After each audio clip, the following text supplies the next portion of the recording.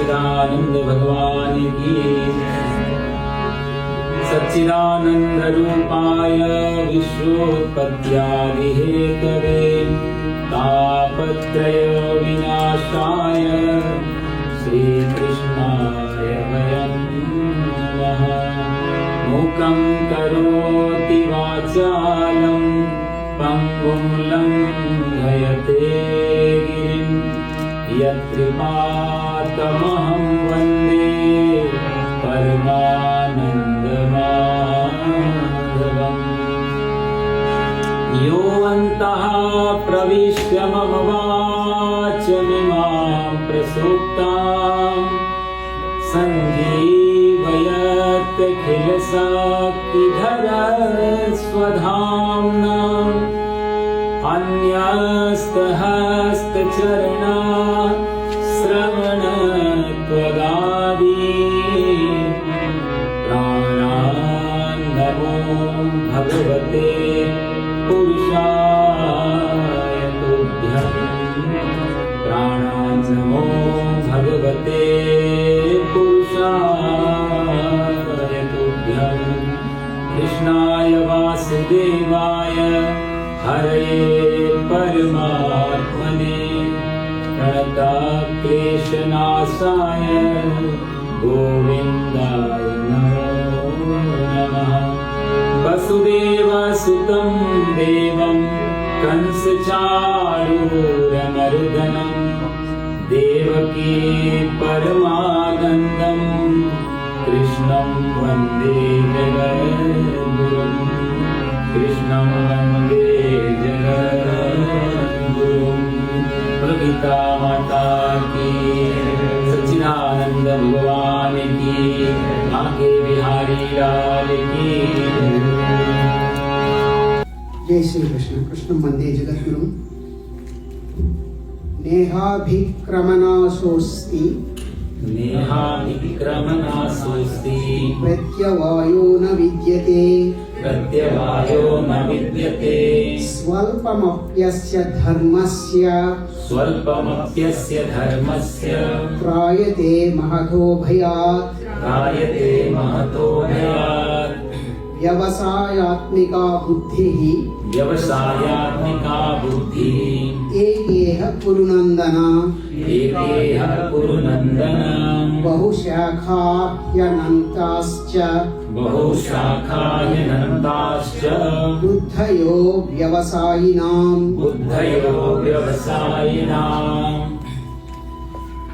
So भगवान 39 वाले श्लोक में कह रहे हैं, ऐसा ते भीता सांख्य बुद्धिर योगे त्विमाम शृणु। ये जो सांख्य भगवान कहते हैं, अर्जुन जो आपको सांख्य बताया अभी, तो और इसको कर्म योग के विषय में सुन। तो पहले सांख्य जो बताया है उसी को समझने के लिए बुद्धिर योगे त्विमाम शृणु। अब मैं बुद्धि योग तुम्हें देता हूं, तो बुद्धि से ऐसे सुनिए। बुद्धि वो नहीं है जो हम आमतौर से दिमाग लगाते हैं, तर्क वाली बुद्धि नहीं, जो पचाती है वो बुद्धि, ज्ञान को जो पचाए वो वाली बुद्धि। और कहते हैं इस बुद्धि योग को प्राप्त करके आगे उसी लाइन में भगवान कहते हैं, नेहा विक्रम नाशोस्ति प्रत्यवायो न विद्यते। नेहा विक्रम, ये अविक्रम, पिछली बार शायद ये श्लोक किया था थोड़ा सा। अविक्रम का नाश होता है कि जितना भी हो जाए, जो नेहा विक्रम है ना, तो इसका अविक्रम शब्द निकलता है। यह अस्य धर्मस्य अविक्रम नाशम। अविक्रम नाश का मतलब होगा कि जैसे कोई जाप का संकल्प लिया है कि इतना करना है, और वो उतना पूर्ण होने से पहले हमने छोड़ दिया, तो जो संकल्प था पूरे का वो पूरा समाप्त हो जाता है। अनुष्ठान की ये पद्धति है। इसलिए कहते हैं कि हो सके तो बिना नियम के करो। जैसे 16 सोमवार का व्रत लेते हैं, 1.25 लाख मंत्र ले लिया महामृत्युंजय का, जो भी संख्या एक आपने दी बांधी संकल्प करके, तो संकल्प करके जो संख्या बांधी है तो वो एक अनुष्ठान की तरह एक माला आपने बना ली। अब माला का एक भी गुरिया टूट गया तो माला खंडित हो गई। तो एक तो या तो 108 का चक्कर छोड़ दिया जाए, जितने भी गुरिया उतने की माला, और या फिर 108 पूरे जो नियम है। क्योंकि 108 पीछे रखने के पीछे माला का एक अपना भाव है, एक अपना विज्ञान है। 108 ही क्यों होते हैं, कई बार ये भी तो एक सवाल होता है ना, 108 दाने होते हैं ना एक माला में मूलतः। उसके पीछे कई कारण और हैं, लेकिन मुख्य कारण जो है वो ये है कि हमारे नक्षत्र होते हैं 27 नक्षत्रों के हर एक नक्षत्र का 4 चरण होते हैं। जब बच्चे के नाम वगैरह लिखे जाते हैं नामकरण में, तो उसमें यही देखा जाता है कि बच्चा कौन से नक्षत्र में पैदा हुआ और नक्षत्र के किस चरण में पैदा हुआ, 4 चरण में से। तो चारों चरण में से एक ध्वनि निकलती है एक अक्षर की। वो जो अक्षर की ध्वनि नक्षत्र से जो वाइब्रेट हो रही है हर समय, उसी अक्षर को नामाक्षर बनाया जाता है नामकरण में। और ये वायुमंडल में अब तो साइंस में इनकी ध्वनियां रिकॉर्ड की हैं, जो आकाश में है। सूर्य की भी अपनी एक ध्वनि है, चंद्रमा की भी ध्वनि है, तो नक्षत्रों के अपने अपने अक्षर, तो उस अक्षर से बच्चे का नाम रखा जाता है। तो ऐसे एक नक्षत्र में 4 चरण, तो 27 चौक 108। तो ऐसे 108 की माला कि हमारा एक एक क्षण अच्छी तरीके से जाए, स्वस्थ जाए और हमारे शुभ कामना रहे जीवन के लिए। इसलिए पूरा मतलब पूरे जीवन को बांध दिया उन्होंने एक माला के आधार पर। तो ये भी एक कारण रहा। और भी लोगों के महापुरुषों के नाम रखे जाते हैं, तो भी 108, 1008 ऐसे रखे जाते थे। तो उसके पीछे भी अलग विज्ञान, आगे उसके बारे में भी चर्चा आई। तो कहने का भाव ये था कि जब भी कोई अनुष्ठान पद्धति प्रयोग करते हम लोग और वो अनुष्ठान बीच में छूट जाए किसी कारण से, तो बाकी की जो लड़ी चली आ रही है वो फिर उसका फल उतना नहीं मिल पाएगा। दोष नहीं लगेगा, लेकिन फल में कमी आ जाएगी अनुष्ठान की। तो उसको बोलते हैं अभिक्रम, कि एक क्रम से चल रहा है, एक सीक्वेंस से चल रहा है। तो भगवान यह कहते हैं नेहाभिक्रम नासोस्ति। कौन सा? जो निष्काम कर्म है, जिसमें कोई अनुष्ठान में बांधा नहीं है और कोई कामना नहीं रखी है, उसके अभिक्रम का नाश हो जाता है। मतलब शुरुआत और अंत कहाँ करनी, जैसे आपने हनुमान चालीसा की मान लिया, 11 हनुमान चालीसा कर, तो 11 में पहले से लेके 11 तक की एक मान ले, तो आप 5 पढ़े और छठा नहीं पढ़ पाए, तो ये 5 का अनुष्ठान का क्रम टूट गया। और इस अभिक्रम में 2 चीजें, शुरुआत भी होती है और एक अंत भी होता है। कि यहाँ पर निष्काम अनुष्ठान में ना तो किसी की शुरुआत है, कहीं से भी शुरू कर दिया। जैसे वाल्मीकि राम नाम नहीं जप पाए, तो मरा मरा जपे, लेकिन मरा को यदि 3 बार बोलेंगे तो 2 बार राम तो बन ही जाएगा। तो लेकिन उनका इस और उसके पीछे उनका निष्काम भावना है, तो उनको वही फल मिला। लेकिन हमको राम बोलना आता है और हम यदि मरा बोलेंगे तो वो फल नहीं मिल पाएगा। तो ऐसे कई भक्त ऐसे हुए जिनका शुद्ध उच्चारण नहीं था, लेकिन भाव अटका है वहां पर। हमारा भाव सकाम में ज्यादा रहता है। आगे भगवान यही श्लोक आ रहे हैं। तो इसलिए अभिक्रम का नाश मतलब जिसकी शुरुआत भी नहीं है और जिसका कोई अंत भी नहीं है, इन दोनों चीजों का नाश हो जाता है इसमें, जब निष्काम कर्म होता है। आप राम राम राम राम जप रहे हैं, जपते जपते आप सो गए, तो कब कितना हुआ कोई फर्क, क्योंकि आपने कुछ मांगा नहीं था उसके बदले में, कुछ कामना नहीं थी। जैसे एक अच्छा भाव था कि हम भगवान के हैं, भगवान हमारे हैं, सोने से पहले एक अच्छा नाम ले ले। तो एक शुद्ध चेतना, शुद्ध भाव, जहां कोई कामना वासना नहीं है, तो वो आप कब नींद आ गई, तो वो जो राम राम राम राम आपने जितनी बार भी कहा भगवान का नाम, वो स्टोरेज में चला गया। वो उसका ना कोई आरंभ था ना कोई अंत था उसका। इसलिए अभी नेहा विक्रम नासोस्ति, इसलिए उसका कोई दोष नहीं लगता शुरुआत का और अंत का। इसलिए अनुष्ठान वाले आप लोग थोड़ा सा ध्यान में रखें कि जब भी कुछ संख्या से बांधते तो आपकी एक जिम्मेदारी बन जाती है। आप मूर्ति के सामने प्रॉमिस कर चुके होते हैं, वो प्रॉमिस में फिर वो आपकी एक रिस्पॉन्सिबिलिटी होती है। हम लोग भी जब पूजा कराते संकल्प दिलवाते हैं, आपका गोत्र, आपका नाम, और फिर हम संकल्प की इतना ये हम पाठ कर रहे हैं, तो फिर वो यजमान और ब्राह्मण दोनों के बीच में एक एग्रीमेंट है परमात्मा को साक्षी बना करके, अब ये कार्य होना चाहिए पूर्ण। क्योंकि ये पूर्ण नहीं होगा तो ये देवताओं को भी, ये कथा आती है, देवताओं को भी कष्ट होता है। राजा दक्ष जब यज्ञ कर रहे थे ना भागवत में, तो जब सती माता सती हो गई, तो शंकर के जी के गणों ने, वीरभद्र ने दक्ष का ये सर काट दिया, पूरा यज्ञ को विध्वंस कर दिया था उस समय। तो वो यज्ञ अधूरा होने की वजह से देवताओं को बहुत कष्ट होता है। जब कोई शुभ चीज जो देवताओं के लिए जा रही है बीच में टूट जाए, सारे देवता शिव जी के शरण में भागे कि प्रभु यह यज्ञ अधूरा है, अधूरा यज्ञ हमारे लिए ठीक नहीं। तो चूंकि आप शुरुआत हुई है तो पूर्ण आप कराओ। हाँ, शुरू नहीं हुआ होता तब बात कुछ नहीं, पहले या दक्ष का सिर काट देते तो यज्ञ की जरूरत है, लेकिन अब बीच में नहीं रुक सकते। तो फिर शिव जी आए हैं वहां पर, और शिव जी ने फिर वो बकरे का सिर लगाया और उनका पूर्णावती करो, नहीं तो ये देवता लटके रह जाएंगे बीच में। तो ये ऐसा होता है कि सकाम अनुष्ठान का शुरुआत भी होती है, अंत भी होता है, अभिक्रम उसका बोला जाता है निष्काम में। इसलिए कहा अगली लाइन में, स्वल्प मत्यस्य धर्मस्य, थोड़ा सा भी निष्काम कर्म यदि हो जाए तो त्रायते महतो भया, बड़े बड़े भय से मुक्ति दिलाने वाला हो जाता है, थोड़ा सा भी निष्काम कर्म, क्योंकि इसकी शुरुआत और अंत दोनों ही नहीं है। और अगली लाइन में भगवान कहते हैं, व्यवसायत्मिका बुद्धि रेकेह कुरुनंदन, हे कुरुनंदन इस समबुद्धि जो व्यवसायत्मिका बुद्धि मतलब जो निश्चय, व्यवसाय मतलब बिजनेस वाला नहीं, हम आमतौर से व्यवसाय को बिजनेस से, जहां पक्की पकड़ है, जहां निश्चय है, जहां डिटर्मिनेशन पावर, संकल्प शक्ति है, तो उसको बोलते हैं शास्त्रों में व्यवसायत्मिका बुद्धि। और जहां निश्चय नहीं है, जहां कोई डिटर्मिनेशन नहीं है, उसको बोलते हैं अव्यवसायत्मिका बुद्धि। तो जब जब भगवान यहाँ पर व्यवसायत्मिका, यही बात 12वें अध्याय में भगवान इसको ही ना व्यवसायत्मिका बुद्धि को 12वें अध्याय में व्यभिचारिणी बुद्धि और अव्यभिचारिणी बुद्धि के रूप में बात करेंगे, दोनों शब्द बदलेंगे। तो जो व्यभिचारिणी बुद्धि है उसका नाम होगा अव्यवसायत्मिका बुद्धि, और जो अव्यभिचारिणी बुद्धि है वो अव्यवसायत्मिका बुद्धि, दोनों, लेकिन नाम ये रहेगा, भाव ये रहेगा। तो भगवान कहते हैं कि रेकेह कुरुनंदन बहुशाखा ह्यनन्ताश्च बुद्धयो व्यवसाय नाम, ये जो व्यवसायत्मिका बुद्धि है इसको, ये एक होती है, निश्चय जो संकल्प शक्ति होती है वो एक होती है। और जहां निश्चय नहीं है, कोई आपका दृढ़ संकल्प नहीं है, भीष्म संकल्प नहीं है, ऐसी बुद्धि का एक निश्चय नहीं होता। बहुशाखा ह्यनन्ताश्च, अनेक शाखाओं वाली बुद्धि होती है। जैसे एक पेड़ में बहुत सारी ब्रांचेस निकलती चली जाती हैं, उसको तो वो वृक्ष उतना ही ज्यादा कमजोर, जो वृक्ष सीधा जाता है उसके अंदर ज्यादा तने में पावर होगी, जो फैलता है फिर वो शक्ति देता है। तो जिसकी बुद्धि में निश्चय नहीं है, जैसे हम लोगों की बुद्धि है, मान लिया कभी कुछ सोच रहे हैं, कभी यहाँ पे श्रद्धा लगा ली, कभी यहाँ श्रद्धा लगा ली।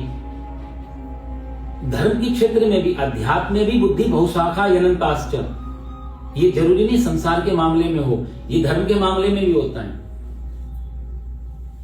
इसलिए हम लोग आप पूछते हैं कि भाई आपके इष्ट कौन है? आपके घर में गणेश जी भी हैं, शंकर भगवान भी हैं, दुर्गा जी भी हैं, राधा कृष्ण भी, सब कुछ देवी देवता रखे हैं। आप किसके प्रति सरेंडर कर पाते हो? कोई एक ऐसा देव, ऐसा एक इष्ट बनाना चाहिए जिसके प्रति हम पूर्ण समर्पित रहें। नमस्कार सबको, अभी मंदिर में तो सारे देवी देवता होते हैं, तो ये थोड़ा कि इधर नमस्कार नहीं करें, सबको किया, पर एक जगह आके दिल का या हृदय का जो बहुत संवेदनशील हिस्सा है वो भी वाइब्रेट करता है उनको देखकर। तो जो वैष्णव लोग हैं वो जैसे विष्णु जी को देखेंगे तुरंत सारी प्रार्थनाएं सब निकलने लग जाएंगी उनकी,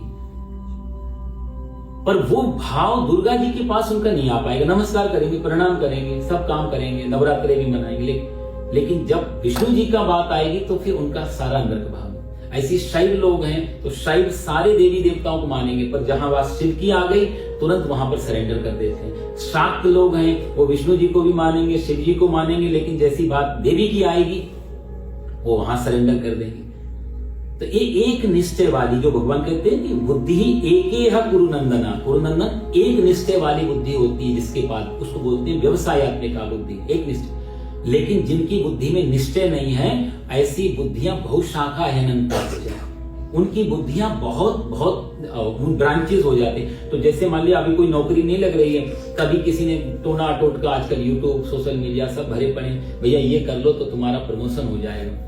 अब वो कभी सुना नहीं, देखा नहीं, तो हम करने लग जाते हैं। अब सामने हमारे ठाकुर जी बैठे हैं जिनको हम रोज अपना स्नान कराएं, रोज दिल की बात कर रहे हैं ठाकुर जी। जब किसी ने भी आके कल को बोल, उसका ना डिग्री है, ना नाम पता, कोई जान पे कुछ नहीं, उसका बैकग्राउंड, जस्ट अपनी कामना से मैच करती हुई बात उसने बोली, तो इसको तो इग्नोर कर दिया और नया काम में लग गए। इसको बोलते हैं अव्यवसायत्मिका बुद्धि। क्योंकि इसमें हम तुरंत हमारा भाव श्रद्धा बदल गई, कोई भी कामना थी। तो ऐसे जो देवी देवताओं के साथ अध्यात्म में भी यदि दृढ़ निश्चय नहीं हुआ, जैसे तुलसीदास जी कहते हैं ना, जब तुलसीदास जी के सामने भगवान श्री कृष्ण आए तो उन्होंने यही कहा कि तुलसी मस्तक तब झुके जब धनुष बाण लियो हाथ। हो गया भगवान जी, मैं आपको सब नमस्कार बात, लेकिन तुलसी का मस्तक तो तभी झुकेगा जब धनुष बाण हाथ में आ जाएंगे। तो आदर कर रहे हैं, लेकिन हाथ एक ये सिर्फ रघुनाथ के अलावा कहीं झुका नहीं। अब आपका नमस्कार है, आपका वंदन है, आपका आदर है, आपका सत्कार है, वो सब ठीक है। तुलसी मस्तक तब झुके, जब ऐसा भाव हो जाता है तो कृष्ण को भी फिर राम बनना पड़ता है। मीरा ने जितने भजन राम के लिखे, मेरा जितना अनुभव रहा मीरा के भजन जो मैंने पढ़े, जितने भजन राम के ऊपर लिखे उतने कृष्ण के ऊपर नहीं है मीरा के, आप देख लेना। लेकिन मीरा का जो दिल की डोर है वो सदा कृष्ण से जुड़ी, उतना राम से नहीं जुड़ी। इसीलिए मीरा ने जब पूछा कि जब मेरा जेठ ससुर ये सब मेरे को परेशान कर रहे हैं, बड़े बुजुर्ग हैं, पति भी ससुर जेठ ये सब तो आदरणीय लोग हैं, तो कहीं ऐसा तो नहीं मैं कोई गलती कर रही, ये कह रहे तू घर में बैठ यहाँ भजन कर, तू सड़कों पे नाचती है, ये सब करती है, गलत है, अमर्यादित है स्त्री को ऐसा। तो अब मैं थोड़ी कंफ्यूज, क्योंकि बहुत लोग जब ऐसा कह रहे हैं तो मैं कंफ्यूज हूं कि मैं गलत तो नहीं कर रही, कहीं अधार्मिक तो नहीं है। और ये बात व्यवहारिक व्यक्ति से नहीं पूछ सकती हूं, ये बात किसी संत से, क्योंकि धार्मिक मामला है तो धार्मिक व्यक्ति से पूछी जाएगी। इसलिए उन्होंने लेटर लिखा तुलसीदास जी को अयोध्या में उस समय, और तुलसीदास जी का आप उत्तर जो देंगे मैं वही मानूंगी कि ये सारा परिवार, बड़े बुजुर्ग, ये सब एक तरफ, मेरा कन्हैया में जो मन लगा है वो एक तरफ, मैं जो उसकी याद में कर रही हूं, मुझे कोई कंट्रोवर्सी नहीं चाहिए, मुझे कोई फेम नहीं चाहिए, पर मेरे अंदर से उबाल आ रहा है, नाच रही हूं मैं, गा रही हूं, कुछ मांग नहीं रही हूं सिर्फ कृष्ण के अलावा। ये कहते हैं अमर्यादित है, ये गलत है, धर्म परंपरा नहीं है, तो मैं सही हूं या गलत हूं, ये रोक रहे हैं मेरे को वो करने। आप जो उत्तर देंगे। तुलसीदास जी ने जब वो पत्र पढ़ा तो एक लाइन में उन्होंने लिख दिया, जिनके प्रिय न राम वैदेही तजिए ताहि कोटि बैरी सम यद्यपि परम स्नेही। जिनके राम और सीता जिनको अच्छे नहीं लगते, जिनको प्रिय न राम वैदेही तजिए ताहि कोटि बैरी सम, उनको करोड़ों शत्रु के समान उसी समय छोड़ देना चाहिए। यद्यपि परम स्नेही, चाहे कितनी तुम्हारे सगे हों, बड़े बुजुर्ग हों। अब चूंकि गोस्वामी जी मीरा के स्तर से बात नहीं कर रहे कि मीरा कृष्ण में फंसी हुई है, वो अपने स्तर से उत्तर दे रहे हैं, जिनके प्रिय न राम वैदेही। पर मीरा समझ गई ना, ये राम वैदेही का मतलब तो वही है, जिनको मैं याद कर रहा हूं वही राम वैदेही, क्योंकि ये राम जी के चरणों में निश्चय बुद्धि वाले हैं मेरा कृष्ण के। लेकिन उत्तर तो आ गया, जो कहना चाहते थे वो समझ तो गई मीरा। नहीं तो वो हम लोगों की तरह होती तो वो इनको हटा के राम के और सीता जी के, या फिर गलत अर्थ ले लेती कि राम जी की तो बात ही नहीं हो रही, मैंने कृष्ण के बारे में पूछा, दूसरा लेकर लेती। तो ये निश्चय भी बुद्धि वाली है कि कुछ भी आ रहा, फिर भजन भी हो रहा है, मान लिया हनुमान जी का हनुमान चालीसा भी चल रहा है और आप राधा माधव में लगे हैं, तो पूरे हनुमान चालीसा को आपको राधा माधव ही दिखाई देंगे। फिर उसमें चलने दो उनको, रामायण चल रही है, आप अपने कृष्ण के भगत हैं तो आपको कृष्ण लीला उसमें दिखाई देगी, कि राम जी के भगत है तो राम भागवत में कृष्ण लीला दी। तो ये सब निश्चय बुद्धि में, जहां बुद्धि है तो ऐसे लोग फिर देवी देवता अपनी जो निश्चय है जहां पर वो बदलते नहीं। इसलिए भगवान ने यह सख्त होकर, ये कलयुग में बहुत ज्यादा प्रभाव है, हम बहुत जल्दी प्रभावित हो जाते हैं। कितने नए नए धर्म, नई नई चीजें, नई नई बातें आती रहती हैं और हम लोग प्रभावित होते जाते हैं। एक निश्चय होना चाहिए फिर सबको। इसलिए आदमी की बुद्धि बहुशाखा अनंता से, भगवान ने कितना एक तरीके से एक कठोर शब्द का उपयोग कि आदमी की बुद्धि बहुशाखा वाली है, कुछ भी हो सकता है कलयुग में। एक कहानी मेरे को याद आती है, लालू प्रसाद, हालांकि कोई राजनीति से मेरा कोई वो नहीं लेना देना, कहते लालू प्रसाद को एक बार भगवान जी मिल गए, तो लालू प्रसाद ने बोला कि तुम भगवान हो? बोला हाँ। बोला हमने सुना तुम अंतर्यामी हो? बोला हाँ बिल्कुल है अंतर्यामी। बोला अंतर्यामी तो एक बात मेरी बता दोगे तो मैं मान लूंगा तुम अंतर्यामी हो। भगवान बोले बताओ। बोले देखो मेरे हाथ में लाठी है, अब तुम ये बताओ ये लाठी मैं तुम्हें कहां मारूंगा। तो भगवान भी चक्कर में पड़े कि यदि मैं बोलूंगा सर में तो ये पैर मार देगा, पैर बोलूंगा सर में मार देगा। भगवान बोले इंसान की खोपड़ी की तो मैं भी नहीं जानता हूं भैया। बहु शाखा है अनंताश्च।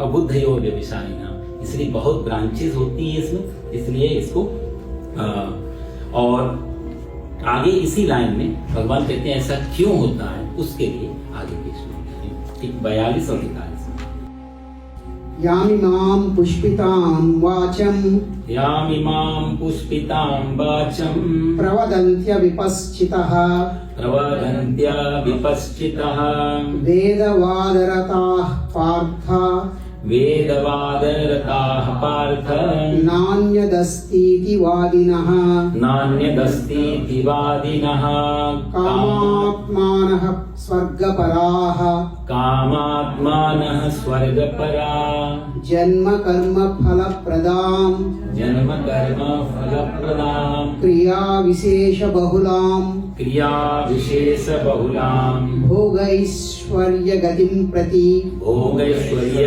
गतिं प्रति भोगैश्वर्य प्रसक्तानां भोगैश्वर्य प्रसक्तानां तयापहृत चेतसां तया परहित चेतसां व्यवसायात्मिका बुद्धिः व्यवसायात्मिका बुद्धि समाधौ न विधेयते समाधौ न विधीयते त्रैगुण्य विषया वेदाः त्रैगुण्य विषया वेदा निस्त्रैगुण्यो भवार्जुन निस्त्रैगुण्यो भवार्जुन निर्द्वन्द्वो नित्यसत्त्वस्थः निर्द्वन्द्वो नित्यसत्त्वस्थः निर्योगक्षेम आत्मवान् निर्योगक्षेम आत्मवान् यावानर्थ उदपाने यावानर्थ उदपाने सर्वतः सम्प्लुतोदके सर्वतः सम्प्लुतोदके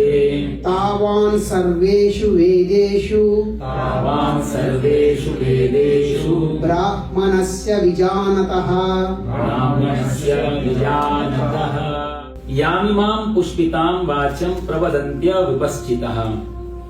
कहते हैं कि जैसे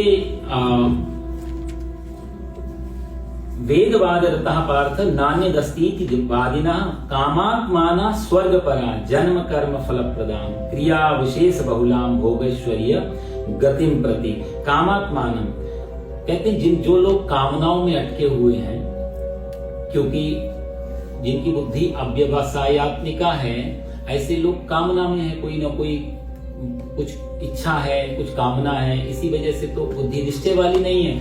क्योंकि देखो ना, जब तक कामना पूरी नहीं होती है तो कामना कैसे पूरी होगी, तो आदमी बदल बदल के दूसरे उपाय करता है। तो जैसे दुनिया के उपाय, ऐसी प्रार्थनाओं में भी फर्क आने लगता है। कभी हम ये पाठ कर रहे हैं, कभी ये पाठ कर रहे हैं, कभी ये पाठ कर रहे हैं, क्योंकि उसके पीछे कामना अटकी हुई है। कोई भी वेदव्यास जी ने तो लिखा है कि कोई भी पाठ, कोई भी मंत्र किसी भी भाव से पूर्ण करने में सक्षम है। कोई भी भाव, कोई मंत्रों में मेन है कि आपका भाव क्या है। तो आप जिस भाव से वो जो मंत्र जपेंगे, वो मंत्र वही भाव ले आएगा, वही परिणाम ले आएगा। तो जरूरी नहीं है कि आप वैदिक मंत्र नहीं कर सकते, लौकिक मंत्र कर लो। लौकिक मंत्र नहीं कर सकते तो छंद मंत्र का, रामायण की चौपाई से जो काम हो सकता है वही काम ऋग्वेद की ऋचा से हो सकता है। पर ऋग्वेद की ऋचा यदि पढ़ने में नहीं आती तो रामायण की चौपाई सरल करके बता दी। कई लोगों को दोनों नहीं मालूम है, ना संस्कृत है ना रामचरितमानस। तो अपनी भाषा के बहुत सारे ऐसे ज्ञानी लोग हुए जिन्होंने अपनी अपनी लौकिक भाषाओं में कुछ प्रार्थनाएं लिखी। तो उससे सारे प्रार्थनाओं का मतलब होता है कि हमारा भाव जुड़ जाए। तो यहां भगवान उसी बात को कहते हैं कामात्माना स्वर्ग पराह, कि कोई भी कामना कैसी भी पूरी हो सकती है, सिर्फ यदि आपका भाव दृढ़ हो। श्रीमद् भागवत कथा सुनते हैं, उसमें भी बहुत सारी ऐसी कथाएं हैं। परीक्षित पूछते हैं कि कौन कौन सी कामना से कौन कौन से देवता की पूजा करनी चाहिए, तो बड़ा विस्तार से वहां दिया है। रूपा विरामों का गंधर्वान, रूप की कामना है तो गंधर्वों की उपासना करो। पत्नी की कामना है तो अप्सरा की उपासना करो। स्वास्थ्य की कामना है तो अश्विनी कुमारी को उपासना करो, है। और दाम्पत्य जीवन को खुशहाल रखना चाहते हैं तो भगवान श्री भोलेनाथ की उपासना करो। फेम चाहिए, यश चाहिए, सूर्य की उपासना करो।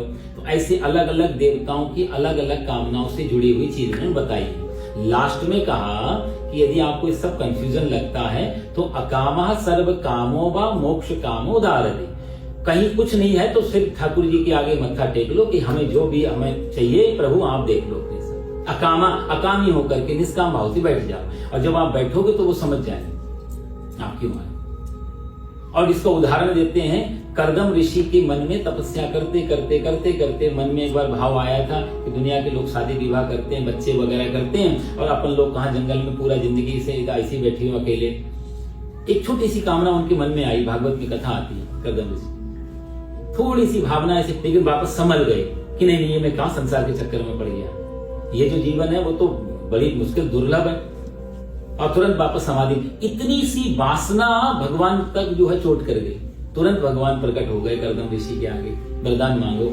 कर्दम ऋषि बेचारे संकोच करने लगे कि अब कैसे इनको बोले कि हमारे अंदर सांसारिक वासना आई, कामना आई, तो कुछ बोल नहीं पाए। भगवान बोले देखो मेरे भक्त के अंदर यदि सांसारिक कामना आ भी जाए तो मैं उसे पूर्ण जरूर करता हूँ, बंधने नहीं देता। भाई विभीषण को भी भगवान ने कहा ना, विभीषण बोले कि अब तो मुझे कुछ नहीं चाहिए प्रभु, आपने देखा मैंने सभी क्या घटना हुई थी, अब मुझे आप, भगवान बोले नहीं अब तुम्हें बैठना पड़ेगा गद्दी पे बैठो, मेरी मान के बैठो। भाई लंका मेरी हो गई, मैंने रावण को मार दिया, अब मैं तुम्हें दे रहा हूँ जिम्मेदारी, अब तुम इसको संभालो, मेरी आज्ञा का पालन करो। यदि तुम मेरे दास हो, सेवक मानते हो, तो लंका को अपना मानो ही मत, मालकियत निकाल दोगे तो ये तुम्हारे लिए सेवा, यही लंका की सेवा। फिर राजा बन के बैठो, फिर क्या फिर ना सोने का सिंहासन बांधेगा तुम्हें और ना तुम्हें पद बांधेगा। ये बांधता तो तभी है कोई भी चीज जब वो अपनी मान के चलता है। यही भगवान ने सुग्रीव को कहा, यही भगवान ने विभीषण को कहा कि चीज को यदि, और यही हमारे यहाँ सारी चीजों का ब्रह्मार्पणम ब्रह्महविर ब्रह्माग्नो ब्रह्मणाहुतम, कहते हैं कि आप खूब सुख भोगे दुनिया का, लेकिन उसको अपना ना मान के जैसी परमात्मा का मान के भोगते हैं तो वो चीज आपको बांधने वाली नहीं होती, और वो चीज आपको पाप में नहीं ले जा सकती है। पाप और पुण्य का एक ही डेफिनेशन है कि हम जब अपना मान के चलते हैं कि मैं कर रहा हूं और ये मेरा, मैं और मेरा सदा पाप में ले जाते हैं, तू और तेरा सदा जो है वो निष्काम कर्म में ले जाते हैं।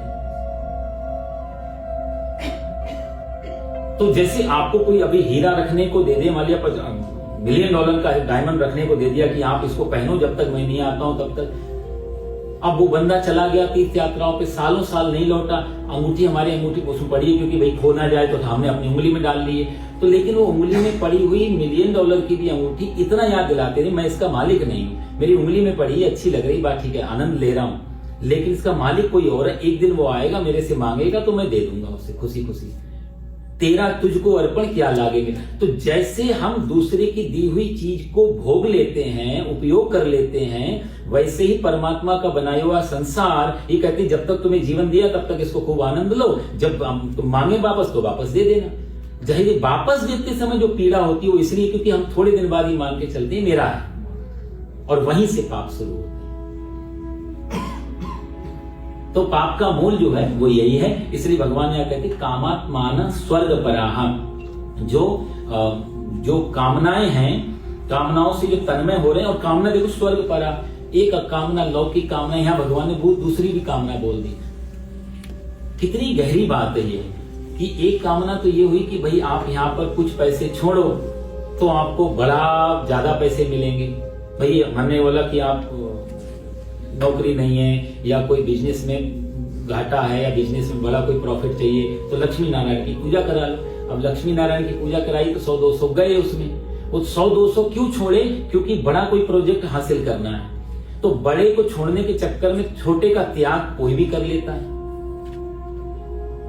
तो एक तो ये लौकिक कामना होगी जो हम यहाँ त्याग कर रहे हैं, जो छोड़ रहे हैं, लेकिन बड़े को पाने के लिए भगवान यहाँ उससे भी आगे की बात कर रहे हैं कि कामात्माना स्वर्ग परा।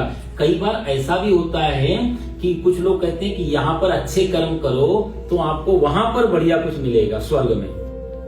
तो एक यहाँ का लालच हो गया कि दुनिया का स्वर्ग, और एक होता है मरने के बाद इस लोक का और परलोक का, भगवान दोनों को काट रहे हैं।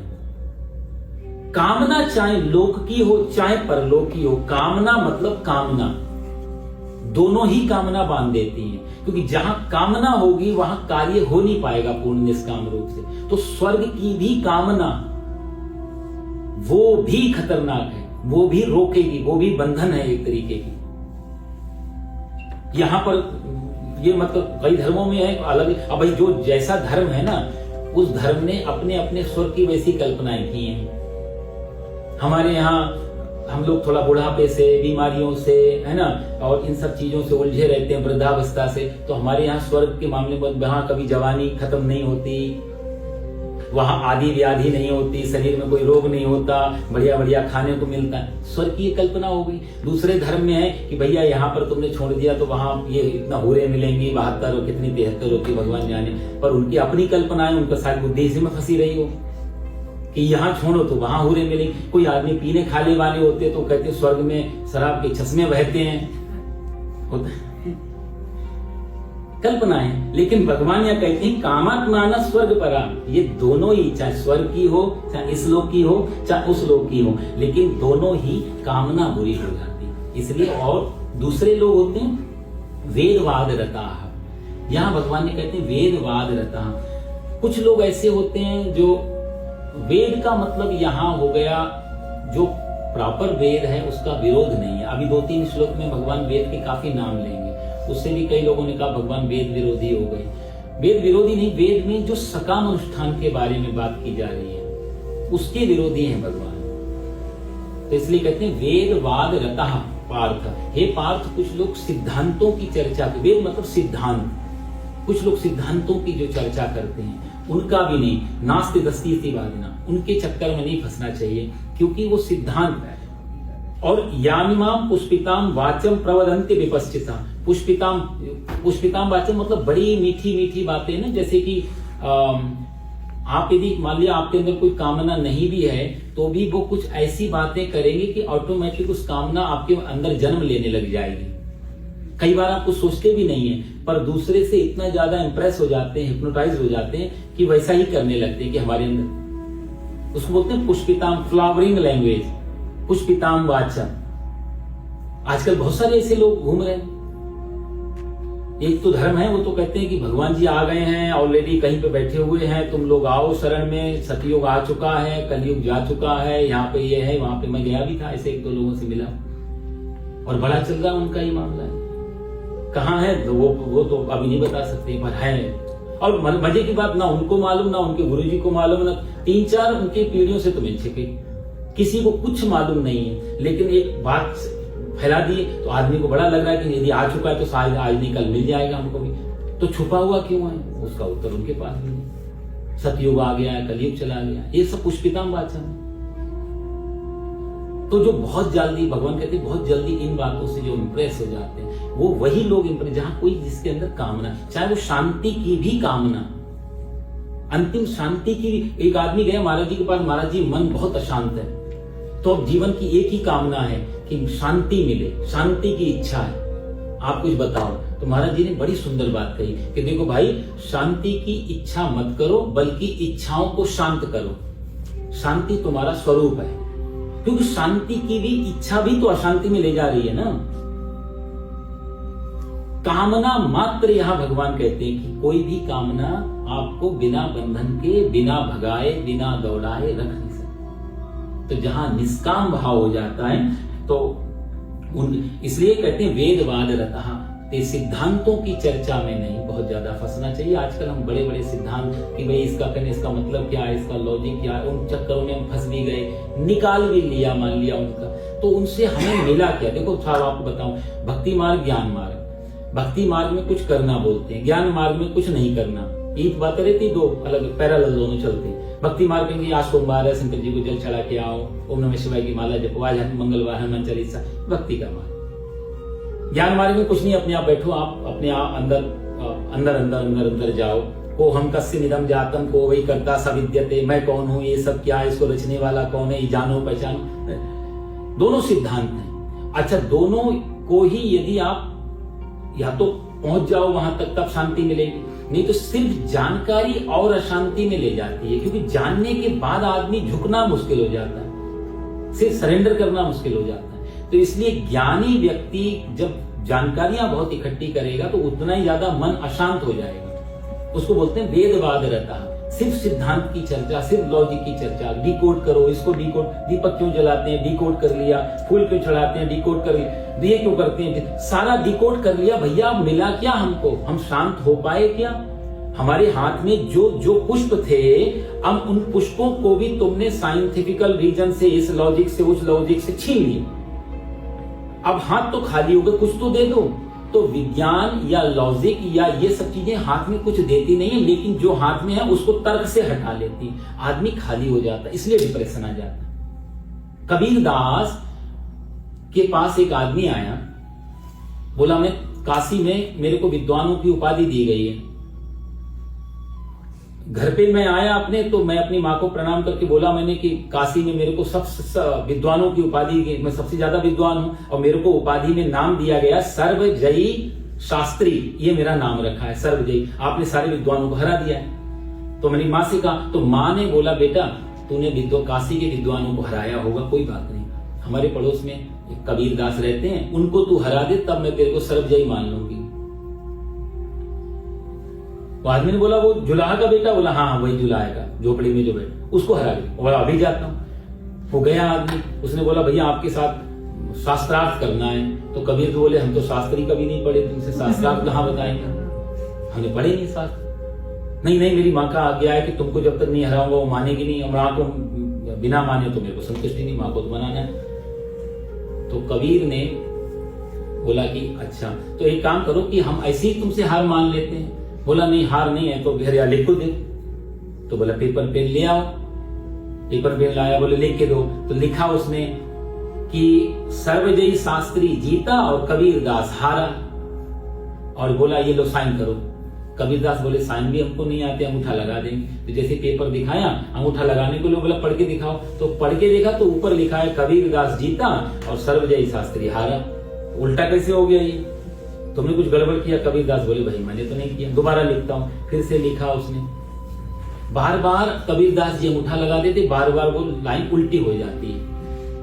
कबीरदास जीता सर्वजयी, माता के पास लेके आता तो उल्टा हो जाता है, वहां लिखता तो ठीक है। वापस जाके तीसरी बार में जाकर के वो सर्वजयी शास्त्री जाके चरणों में गिर गया। कबीरदास से बोला कि मैं बांचरा क्या है? तो कबीरदास ने कहा कि तू कहता कागज की लेखी और मैं कहता आंखें की देखी, ये फर्क है तेरे। तूने कागज में जो पढ़ा हुआ है तू उसकी बात कर, सिद्धांतों की चर्चा कर रहा है, वेदवाद रहता पार्थ, और मैं वो कहता हूं जो आंखों से देखता हूं। इसलिए कबीर का जो मतलब होता है ना, हिंदी में कबीर का मतलब होता है करना, करने वाला, करता, डूअर। और कबीरदास कहते हैं ना हम किया न करेंगे, ना कुछ किया शरीर, और जो कुछ किया सो राम ने, फिर कहत कबीर कबीर। मैं तो कभी कुछ करता ही नहीं, जो कुछ करते हैं राम, फिर भी लोग मेरे को कबीर कहते पता नहीं। तो सिद्धांतों की चर्चा कबीर नहीं करते, वो जो है, जो देखते हैं, जो एक्चुअल में, वो वहां से। तो वेदवाद रहता है पार्थ, इसलिए पार्थ सिद्धांतों की चर्चा में बहुत ज्यादा, और जो स्वर्ग परा, जो दूसरे, चाहे लोक का कामना हो चाहे परलोक की कामना हो, उन सबको छोड़ करके पुष्पिताम वाचम, जो जिनकी वाणी में बहुत ज्यादा पुष्पिताम है, बहुत ज्यादा आकर्षण वाणी वाले लोग भी हैं, वो भी कई बार आपको भ्रमित कर सकते हैं, उनसे भी बच के रहना। क्योंकि चारुवाक जैसे बहुत लोग हैं सारी दुनिया में, और आजकल चारुवाक तो लगभग 90% पूरी दुनिया में फैला हुआ है, कोई माने या नहीं माने, लगभग सब चारुवाक वाले हैं। भस्मीभूतस्य देहस्य पुनरागमनम करो, जब तक जियो घी पियो और ऋण करके भी घी पियो, शरीर तो एक दिन जल जाएगा, कहानी खत्म हो जाएगी, किसका देना किसका लेना, बात माने या नहीं माने, पर कॉन्शियस अनकॉन्शियस माइंड से लगभग, नहीं तो गलत होगा कैसे? तो गलत कर रहे हैं इसका मतलब कोई नहीं। और चारुवाक को भी हम लोगों ने ऋषि माना, ये कितनी बढ़िया बात है। हमारे यहाँ उनको पूरा स्थान दिया गया, ऋषि महर्षि की श्रेणी में आती चारुवाक। चारु का मतलब होता है अच्छा, चारु का मतलब होता है मीठा, चारु का मतलब होता है आकर्षण, जिसकी वाणी, जिसकी वाणी में आकर्षण है, जिसकी वाणी बड़ी अच्छी लगती है सुनने में, उसी का नाम है चारुवाक। तो लगभग दुनिया चारुवाक की तरह हो गई, इसलिए भगवान ने यहाँ पहले ही सावधान कर दिया कि वेदवाद रता पार्थ, नान्य दस्ती ऐसे लोगों के चक्कर में नहीं। और दूसरा क्रिया विशेष बहुलाम, जन्म कर्म फल प्रदान, भोगैश्वर्यम गतिम प्रति, ऐसे जो है कई लोग क्रियाएं, अब मतलब कि ये कर लो इससे ये हो जाएगा, बहुत सारे कर्मकांड की पद्धतियां अपने अपने धर्मों में अपनी अपनी हैं। तो लेकिन ये सब भोगैश्वर्यम, भोग और ऐश्वर्य की प्राप्ति के लिए बहुत सारी क्रियाओं का वर्णन करने वाली है। कहने का मतलब यह है कि कोई भी क्रिया, बंधन से यदि मुक्ति चाहते हैं तो कोई भी कामना को छोड़ करके जो क्रिया की जाती है वही, यदि सीधा सीधा इसका फॉर्मूला निकाला जाए, यदि बहुत छोटे शब्दों में इस 3 श्लोकों को डिफाइन करें तो एक सिंपल सा फॉर्मूला बनेगा, कर्म माइनस कामना बराबर कर्म योग। कर्म ऋण कामना बराबर कर्म योग क्या है, बोला कर्म से कामना माइनस हो जाए, कर्म से कामना घट जाए, वही कर्म योग बन जाता है। वो योग मतलब जोड़ने वाला, फिर वही कर्म योग परमात्मा से जोड़ने वाला बन जाता है। इसलिए आगे भगवान कहेंगे तदर्थम कर्म कौन्तेय, अर्जुन तू कर्म तो कर पर तदर्थम कर्म कौन्तेय, फिर अपने लिए मत कर, फिर तू उसके लिए कर, क्योंकि उसने जिम्मेदारी दी है, उसने शरीर दिया है, उसने जीवन दिया है, तो जीना तो पड़ेगा, लेकिन अब अपने लिए नहीं, अब उसके तदर्थम कर्म कौन्तेय। तो इसलिए भगवान आगे कहते हैं भोगैश्वर्य प्रसक्ता नाम तया परत्येत्साम, उस पुष्पित वाणी, जिन जो फ्लावरिंग लैंग्वेज है, जो आकर्षण वाले जो भाषा है, उनसे जिनका चित्त अपहृत चेतसाम, जिनका अंतःकरण को जिन्होंने अपने बस में कर लिया है। कई ऐसी शाखाएं हैं दुनिया में जहां पर बहुत सारे लोग उलझे हुए फंसे हुए, उनको मालूम ही नहीं है। मेरे पास भी कई बार ऐसे कुछ ऐसे ग्रुप के लोग हैं जो आते हैं, जिनके एक शुरुआत कुछ बातें की, अब वो कई बार ऐसी बातें करते हैं, बड़ी सुनहरी की बातों में बड़ा दम होता है, लगता है, लेकिन पीछे कुछ भी नहीं है। कुछ उत्तर मांगो उनसे, भैया आप गीता का हवाला दे रहे हो या रामायण का हवाला दे रहे हो, लेकिन आप ले कहां, आप राम से भी हटा रहे हो, कृष्ण से भी हटा रहे हो, आप इधर लाके तीसरी जिसका नाम नहीं, जिसका कुछ पहचान नहीं, जिसका कोई एड्रेस नहीं, आप वहां पे लाके छोड़ रहे हैं, तो वहीं से वो बात खत्म कर देते हैं। मेरा बहस उनके साथ कई बार इसी में हुई कि गीता भगवान ने जो कहा है वही ऐसे घटेगा, उसका मतलब, तो सारी बातों को मतलब जैसे आजकल बाबा जी का है, तो बाबा जी मंत्र हमारे वेद के हैं, उसमें से जहां कृष्ण का नाम हटा दिया बाबा जी का नाम डाल दिया, राम का नाम हटा दिया बाबा जी का नाम डाल दिया। कई मंत्र ऐसे हैं जहां पर जो मंत्र हमारे व्यास जी ने लिखे, हमारे ऋषियों ने, उस मंत्रों से शब्दों को हटा के काट के, तो आने वाली पीढ़ी जो बेचारे ने कभी पढ़े नहीं, वो तो ये सोचेगा ये तो इनके इतने सुंदर मंत्र है। ऐसा क्यों करना, नए बनाओ, अपनी तैयारी करो, लिखो, तुम्हारे अंदर विद्वत्ता है, करो पूजा, कौन मना कर रहा है, लेकिन शास्त्रों के साथ छेड़खानी क्यों? जिन शास्त्रों से परमात्मा का नाम, जगनेन यज्ञमय जंतर देवास्तानि धर्मानि, पुष्प हाथ में लेकर के ये प्रार्थना की जा रही है उस विराट स्वरूप, सहस्त्र शीर्षः पुरुषः, हजारों हाथ, हजारों भुजाएं, हजारों आंखें, ऐसे ऐसे विराट पुरुष भगवान की जिसमें स्तुति की जा रही है, उसमें आपने उस विराट का नाम हटा करके किसी बंदे का नाम जोड़ दिया। वहां क्यों ऐसा अन्याय करना, क्यों पक्ष? प्रार्थना अपनी बनाए, हर धर्म की अपनी अपनी प्रार्थनाएं हैं। नमाज पढ़ो, कहीं कोई राम का नाम नहीं, कृष्ण की अपनी अपनी है, या इला इल्ला जो मर्जी हो। अब हम तुम्हें वो माता करें और थोड़ा या ला इला इल्ला, ऐसा थोड़ा चल जाएगा। आप या तो तुम्हें माता कर लो या यही पढ़ लो, या तो अल्लाह ही है या कृष्ण ही है। तो इस तरीके से बचना चाहिए जहां पर वैसे कई चीजें लोगों, तो भोगी, इसका कारण क्या है? कारण भगवान बार बार वही लेते हैं, भोगैश्वर्य प्रसक्ता, भोग और ऐश्वर्य, कुछ पाना है इसलिए ऐश्वर्य आदि सांसारिक कामनाओं की तया पहर्त, जिनकी बुद्धि को उनके खींच लिया लालच दे करके। जैसे बच्चे को बोलते हैं तो तुझे लॉलीपॉप मिलेगी, तो ये करवाएगा, ये करेगा तो ये तेरे को मिले, तो बच्चे जैसे चित्त हम अपनी तरफ खींच लेते हैं और दूसरा काम कराते हैं किसी और लालच में। ऐसी लालच की वजह से तया पहर्त चेतसा व्यवसायत्मिका बुद्धि समाधो न विधीयते, ऐसे लोगों की बुद्धि कभी समाधि में नहीं पहुंचती, वहां आदि और व्याधि लगी रहती। देखो 3 शब्द होते हैं साहब, एक आदि, एक व्याधि और तीसरी होती समाधि। आदि का मतलब होता है, जो आदि भी एक बीमारी का नाम है, पर वो आदि नाम की बीमारी मन में होती है, तो जो मन में होगी उसका नाम है आदि। तो आदमी शरीर से तो स्वस्थ है लेकिन मन से बीमार है, और ज्यादातर आजकल ऐसे ही चल रहा है, साइकियाट्रिस्ट ही बढ़ रहे हैं साहब। शारीरिक रोग से ज्यादा मानसिक रोग, और जो वही मानसिक रोग ही शरीर पे आके रिफ्लेक्ट हो रहे हैं ज्यादातर। यदि कहते हैं हमारे पतंजलि तो कहते हैं कि यदि मन के रोगों को गिरा दिया जाए तो शरीर आधे से ज्यादा उसी समय स्वस्थ हो जाएगा, क्योंकि शरीर में जो रोग पनपा भी नहीं है वो कई बार कल्पनाओं से प्रोजेक्ट कर दिया जाता है। तो आदि का इसलिए संकल्प में पढ़ते हैं कि आदि व्याधि सब ये दूर हो, आध्यात्मिक आदि दैविक आदि भौतिक त्रिविध जन्य तापोपशमनार्थम। तो पहले आदि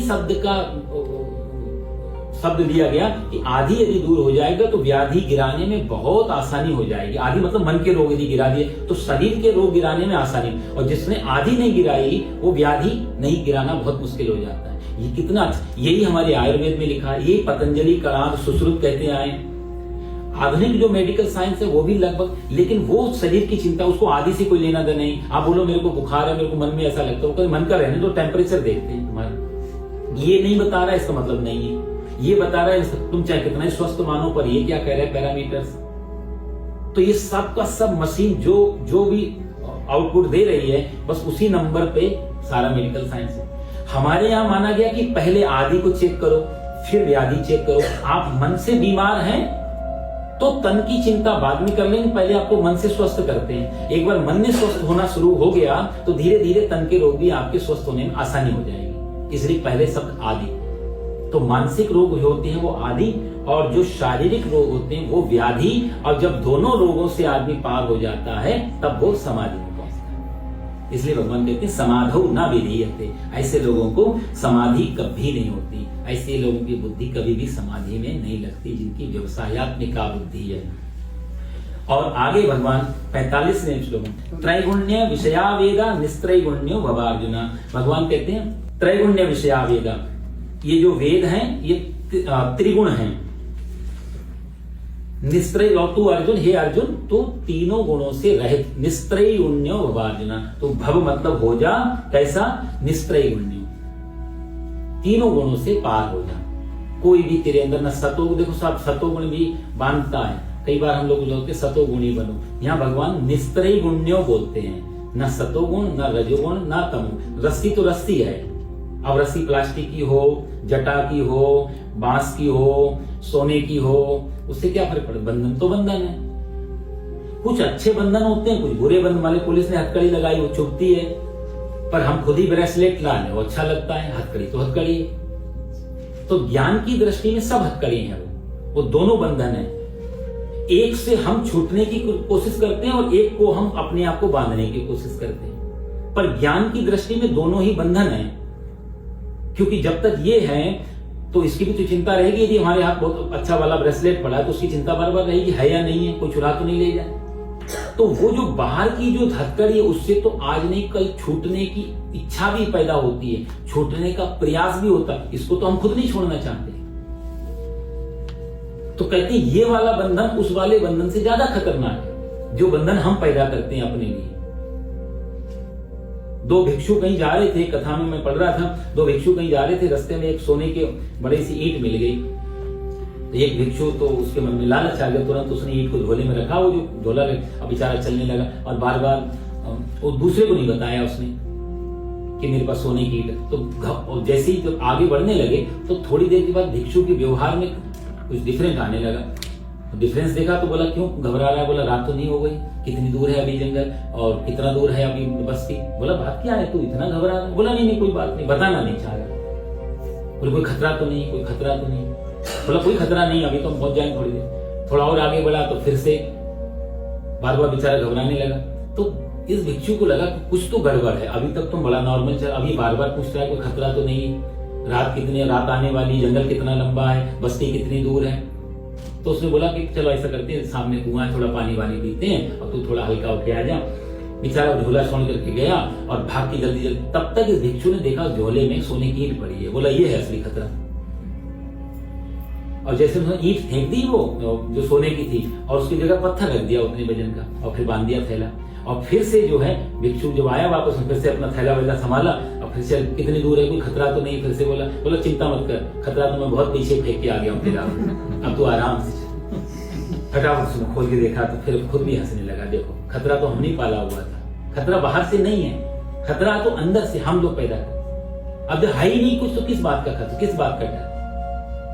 चाह गई चिंता मिटी, मनवा बेपरवाह, और जिसको कछ नहीं चाहिए सोई सहंसा। राजा तो वही है जहां मांग खत्म हो जाती है। तो इसलिए भगवान यहां कहते हैं कि दो भोगेश्वरीय प्रसक्ता नाम, यहां इसने जो इन सब ऐसी बातों से त्रैगुण्य विषय आवेगा, जहां तीनों गुणों से, जहां कामना किसी प्रकार न सत्य कामना बची है, ना अच्छी कामना बची है, ना बुरी कामना बची। हम बोलते हैं अच्छा सोचो या अच्छा विचार करो, भगवान दोनों को, क्योंकि अच्छे के पीछे कहीं ना कहीं बुरा भी, क्योंकि जब आप एक चीज को बाहर ले आते हैं कॉन्शियस माइंड में, तो जो बुरी चीज है, जो दूसरा पहलू है, वो अनकॉन्शियस में पड़ा रहता है। हर किसी के साथ ऐसा होता है। दोनों को ही द्वंद, आगे भगवान द्वंद निर्द्वंद होने की बात करेंगे, दोनों को निकाल के बाहर कर दिया जाए, ना अच्छे की कामना ना बुरे की कामना रहे। एक और उदाहरण मेरे को याद आता है, अकबर ने जब तानसेन का म्यूजिक सुनता था, वो बड़ा सुंदर जगह है, आप लोग आगरा गए होंगे तो मैं देखा तानसेन का बड़ा सुंदर स्थान बना हुआ है, जहां बैठ के वो गाता था, इधर सब रानियां इधर आको। तो अकबर ने तानसेन से कहा कि देखो, कल मैं तुम्हारा संगीत सुन रहा था तो मेरे मन में विचार आया, कितना सुंदर गाते हो, बिल्कुल ऐसा एकदम सब कुछ स्तब्ध हो जाते हैं, हम बिल्कुल स्टैच्यू की तरह सुनते हैं, कितना सुंदर गाते। तो मन में भाव आया कि तुमने भी तो किसी से सीखा ही होगा ना, तुम्हारा कोई तो गुरु होगा, तो एक बार उनसे मिलवाओ, हमें उनको बुलाओ। तो तानसेन की आंखों से आंसू आ गए कि बिल्कुल हाँ, मेरे को सिखाने वाले भी कोई, बोला बुलाओ उनको, हम उनका भी सुनना चाहते हैं। तानसेन बोला यही मुश्किल है, उनको बुलाया नहीं जा सकता।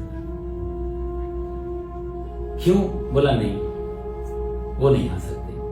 तानसेन बोला फिर हम, अकबर बोला फिर हम जाके सुन सकते हैं उनके पास जाके, उनसे चलो मिलके आए। बोला हाँ, आपको यदि सुनना है तो चल सकते। बोले चलो आज ही चलते हैं। तानसेन बोला ये भी मुश्किल है, आप पहुंच जाओ और वो गाएं उस समय, वो भी जरूरी नहीं है, क्योंकि वो जब तुमको किसी को खुश करने के लिए तो गा नहीं रहे हैं, तो अपनी मौज है तब गाएंगे। तो सुनना हो तो इंतजार करना पड़ेगा, शर्त उनकी है, शर्त तुम्हारी नहीं काम करेगी, उनका जब मन करेगा। अकबर बोला नहीं, इतना इसके लिए तो मैं कुछ भी। तो अकबर तानसेन को लेके गया है स्वामी हरिदास जी के पास में। हरिदास जी की कुटिया के बाद पता लगा लोगों से कि रात के कोई 2-3 बजे वो गाते हैं, जब उनको मस्ती चढ़ती है तो गाते हैं।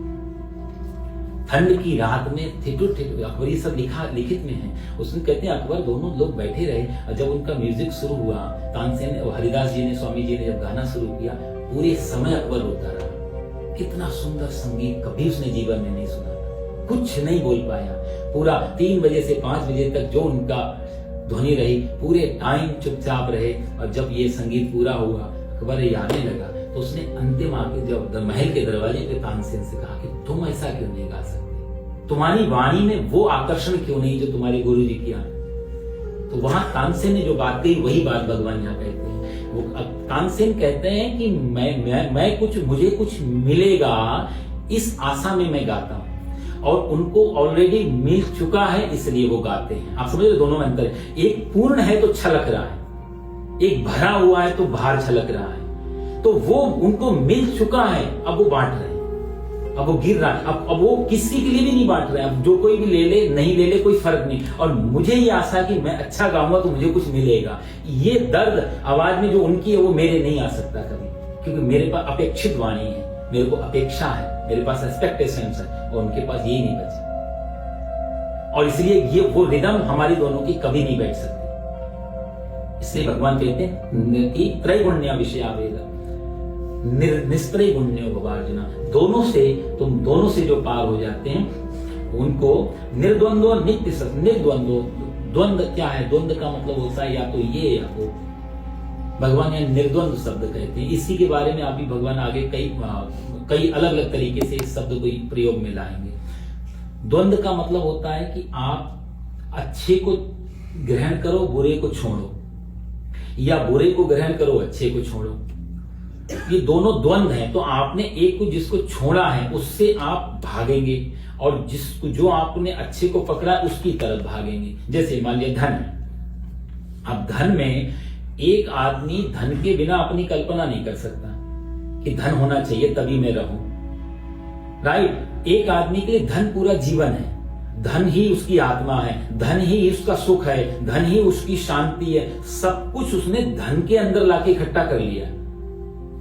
एक आदमी दूसरा आदमी देखता है कि इसकी ये हालत होगी धन के कारण, धन चाहिए ही नहीं, धन टच भी नहीं करूंगा, तो वो धन से भाग रहा है कि छोड़ो ऐसा धन। तो रातों रात वो पूरा सड़क पे आ जाता है, सारे धन को लात मार देता। अब धन दिखाई दे तो ये भागता है। यहां भगवान जो बात कह रहे हैं, एक धन के पीछे भाग रहा है और एक धन से दूर भाग रहा है, पर दोनों ही भाग रहे हैं। ये निर्द्वंद शब्द इन दोनों के लिए नहीं हो सकता, क्योंकि आकर्षण तो दो धन में है दोनों के लिए। कुछ तो है धन में कि एक उसकी तरफ भाग रहा है और एक उससे दूर भाग रहा है, इसका मतलब कुछ तो होना चाहिए, नहीं तो धन कुछ भी समझा जा सकता।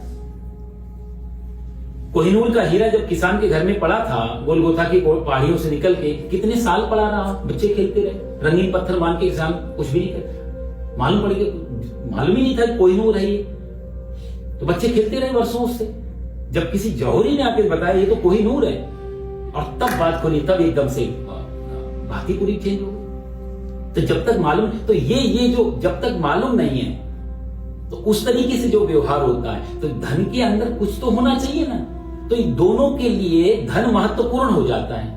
जो धन से भागता है और धन के लिए भागता है, तो धन इंपॉर्टेंट, धन महत्वपूर्ण है, धन कुछ उसके लिए हैसियत रखता है। इसलिए भगवान यहां कहते हैं निर्द्वंदो नित्य सत्वस्थो, द्वंद्व रहित हो जा। आ गया तो ठीक, नहीं आया तो ठीक, राजी है उसी में जिसमें तेरी रजा है। यूं भी वाह वाह है और यूं भी वाह वाह, दोनों तरफ से जैसे चाहे। तो इसलिए ऐसे लोगों को ये संसार फिर बांधता। एक आदमी संसार, भैया एक आदमी संसार में घुस रहा है, शादी विवाह बच्चे ये वो, और एक आदमी सन्यास की तरफ आ गया। सन्यास बुरा नहीं है, लेकिन संसार से भागने के लिए यदि सन्यास लिया है तो वो सन्यास भी बंधन में ले जाएगा। स्वामी राम तीर्थ मसूरी के हिमाचल की तरफ अपनी कुटिया में काफी दिन रहते थे, वो कथा आप सब जानते हैं। उनके साथ खड़क सिंह रहते थे हमेशा। उनकी पत्नी आ रही थी आज 20 सालों के बाद। पत्नी को पता इतने बड़े श्रेष्ठ संत बने, दर्शन करने आती, स्वामी राम की सूचना मिली, पत्नी आ रही। खड़क सिंह ने बताया, तुरंत पर्दा लगा लिया, मैं स्त्रियों को नहीं दर्शन करूं। तो पत्नी कहती कि मैं तो 20 साल पहले ही समझ चुकी, मेरा कोई पति नहीं है, मैं तो विधवा हो गई। बात कर, तुम अभी भी पत्नी मान के चल रहे हो, तुम्हारा संन्यास 2 कौड़ी का होगी। 20 साल पहले छोड़ दिया था तुमने मेरे, अभी भी मेरी पत्नी है, उसको नहीं मिलूंगा, तो इसका मतलब तो अभी भी उल्टे हो, कहीं ना कहीं अटके, आज निकल वापस आ सकते हो।